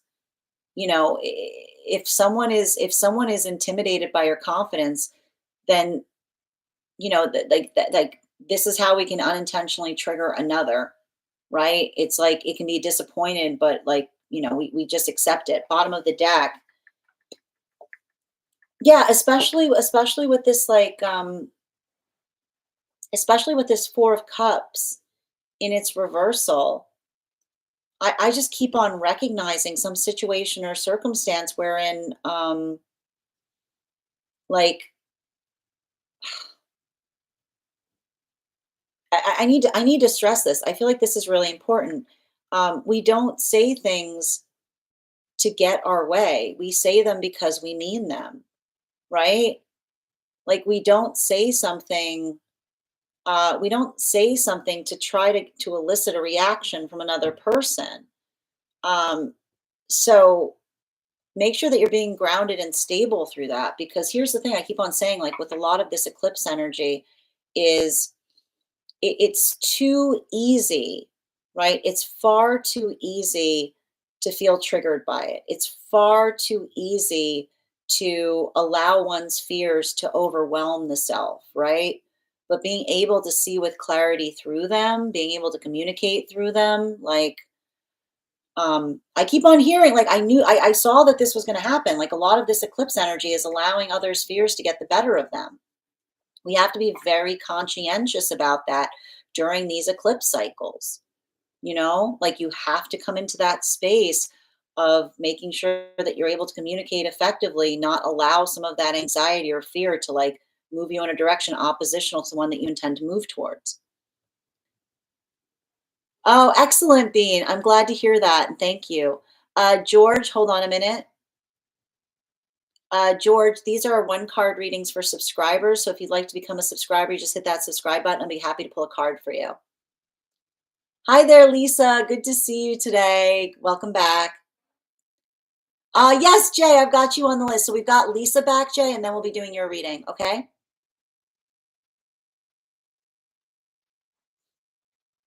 Yaz, I'm not seeing a situation. Hold on. I'm not seeing a situation where you're feeling what another, like, if like I feel like it feels to me like someone was trying to put their fears on you and you just stepped away from the projection. You know what I mean? Like, they're saying to a certain extent, it's not even that space. Like, I see you kind of having to step away from something because they're allowing their fears to get the better of them, if that makes sense. All right. Lisa. Okay, first, hold on, Lisa. I'm just trying to catch back up. Yep, I got you, Jay. First comment, there's a voice that says, don't trust this, but my intuition says otherwise. Okay. Second comment, can we do a reading around my fears and anxieties related to this? Absolutely. Okay, I see what you're saying now. Okay, so there's a voice that says, don't trust this, but my intuition says otherwise. Can we do a reading around my fears and anxieties related to this? Absolutely, yes. Okay, so can I please get 4 cards for Lisa, please? 4 cards for Lisa. Highest priority messages from Spirit, please.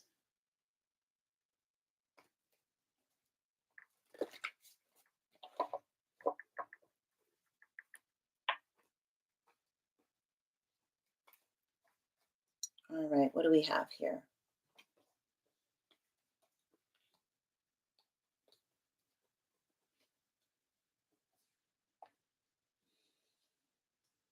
Yeah. So we're gonna continue to talk about we're gonna be talking about this throughout the month of March. Um, like this is why we were saying that it was like really important to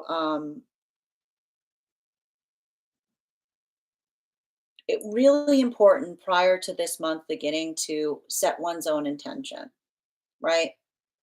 Because I'm just telling you right now, um, the energy of this month, it's very provocative in the space of having to work through a lot of our fear, a lot of our uncertainty, right? Like a lot of that work that we identify. And I just want you to remember right now that there's that like that emotional force or that emotional pressure that we're currently experiencing, wherein we have like the sound of like, I want you to think about again, I want you to think about the fact that we've got that stress test that we're feeling right now with a lot of the amplification of the Venus in retrograde cycle, which makes everything feel uglier than it is, combined with the feeling of wanting everything to be perfect that is coming through with the Virgo full moon. So we're navigating through this to a certain extent. And what's difficult is in the midst of all of that, we now have a lot of that Mercury retrograde that's occurring. So it's like a lot of like those feelings of, I want to say, like those stumbling blocks, if you will. Um, I keep on hearing the message from your guides, which says, don't let your fears get the best of you, right?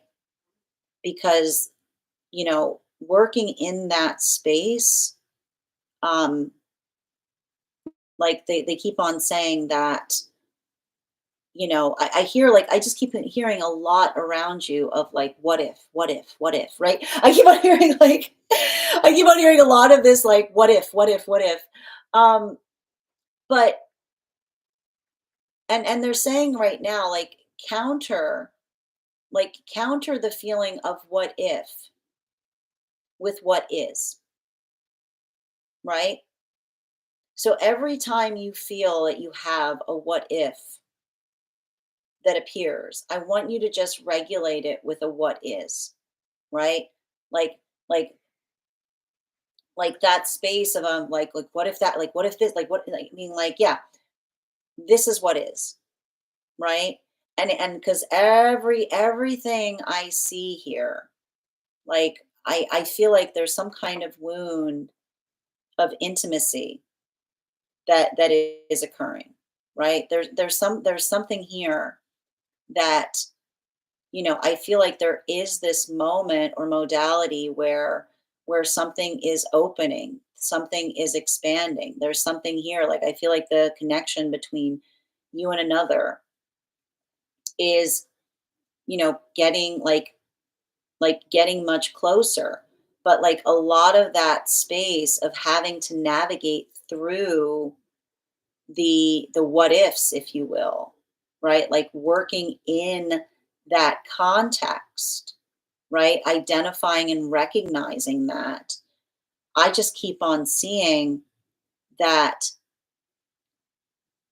your own ability of, they keep on saying, like, it's almost like that moment that I see you kind of dispelling it and saying, like, what if, and you being like so be it, right? Like who, like it's almost like I see you almost like navigating that space of feeling that weight because like, and I need to point this out, like this is the energy of love because when we start to feel that shadow work crop up, right? When we start to feel that anxiety and fear, when we start to feel all of those what ifs that pop to the surface, when we're able to match them with the vibration of saying, like, who cares? It's worth it, right? Like it's like we stop worrying so much about what could happen, and we focus on what is happening. So they're saying like allow that, like allow that intention and presence to be your energetic anchor through this, right?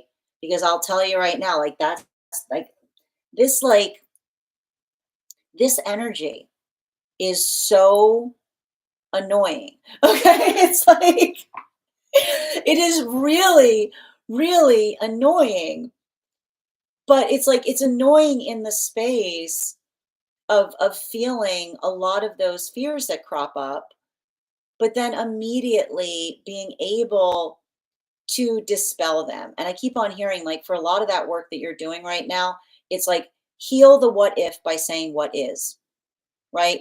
Work through, like, the minute you have one of those doubts or fears crop up, just go, what is? Like this is what's happening. That's like whatever. Like if like don't let a lot of that energy um move you away from your intentionality, right? Bottom of the deck on this reading. Yeah, especially with the Knight of Swords in its reversal, right? Um, you know, this often happens. Um, like this often happens when we build into, and this is why we talk about the fact that it's not easy to love, because our capacity to love is equally matched by our ability to navigate through our fears, right? Like love requires bravery. Like the bravery that we put towards one another is equally shared, right? It's a lot of that space that we understand that um often when we start to feel that intensification of care for another, we start perseverating over anything that could potentially happen. But that's why we talk towards that space of not allowing our doubts and fears to move us further from our alignment, but just recognizing that they are part and parcel um, to being in the modality of existing within a space of love, right? Because it's the moment that you stop reacting to them is the moment that you can see them. And so they're actually saying to me that there's something about you feeling a lot of those coming through and not reacting to them, like just being objectively able to recognize them is some kind of qualitative characteristic in terms of how far you've come, right? Because you're not acting upon them, you're just observing them as they pass, they I keep on saying you're just observing them as they pass over you to a certain extent. You're like, there it goes. Woo. Thank you so much, Lisa, for having that reading with me, and thank you for being a subscriber. I'm just going to take a minute to read over some of the comments that came through as I was giving Lisa that reading. Hi there, Janelle. I'm totally happy to read for you on that, dear. Sending you so much support on that journey. And thank you, George, for the follow. Yes, it feels like we're being birthed. That's a good way of describing it. That's a good way of describing it, Bridget. Yeah, feeling the ground under me unstable, channeling anxiety through all my post. Like post it's personally. Yep. Thank you for as well, Alexandra. I once opened up just like this before and I got burned. That's where the wound comes from. You see, and so that's the thing. Like, I feel like a lot of that work, like we said, is like you feel that anxiety of saying, like, I've been in this space before, but this is the guide saying, like, don't let that past experience, right, change from what is. Like they're saying, even now, recognize the difference between, like they're saying, recognize the value of the difference of what's happened or what's changing. I know, I desire to keep going deeper, but it's scaring the it's scaring the shit out of me. But that's the thing, like, that's exactly what we're talking about here, right? Not allowing the fear to get the better of you, being able to articulate through it instead of react to it. It's not easy. Love is not for the faint of heart, right? It requires a lot of that investment in the ability to like work through that context, right? And I keep on seeing like there's something, and I need to point out, like I feel like there's something really beautiful about the sense that you're experiencing the similarity and you're saying so be it, right? You're like it's energetically worth it, like because it's like you're saying to the universe, um, I like you're giving someone, like I keep on seeing, you're giving someone all of your vulnerability, and it's even more vulnerable because you they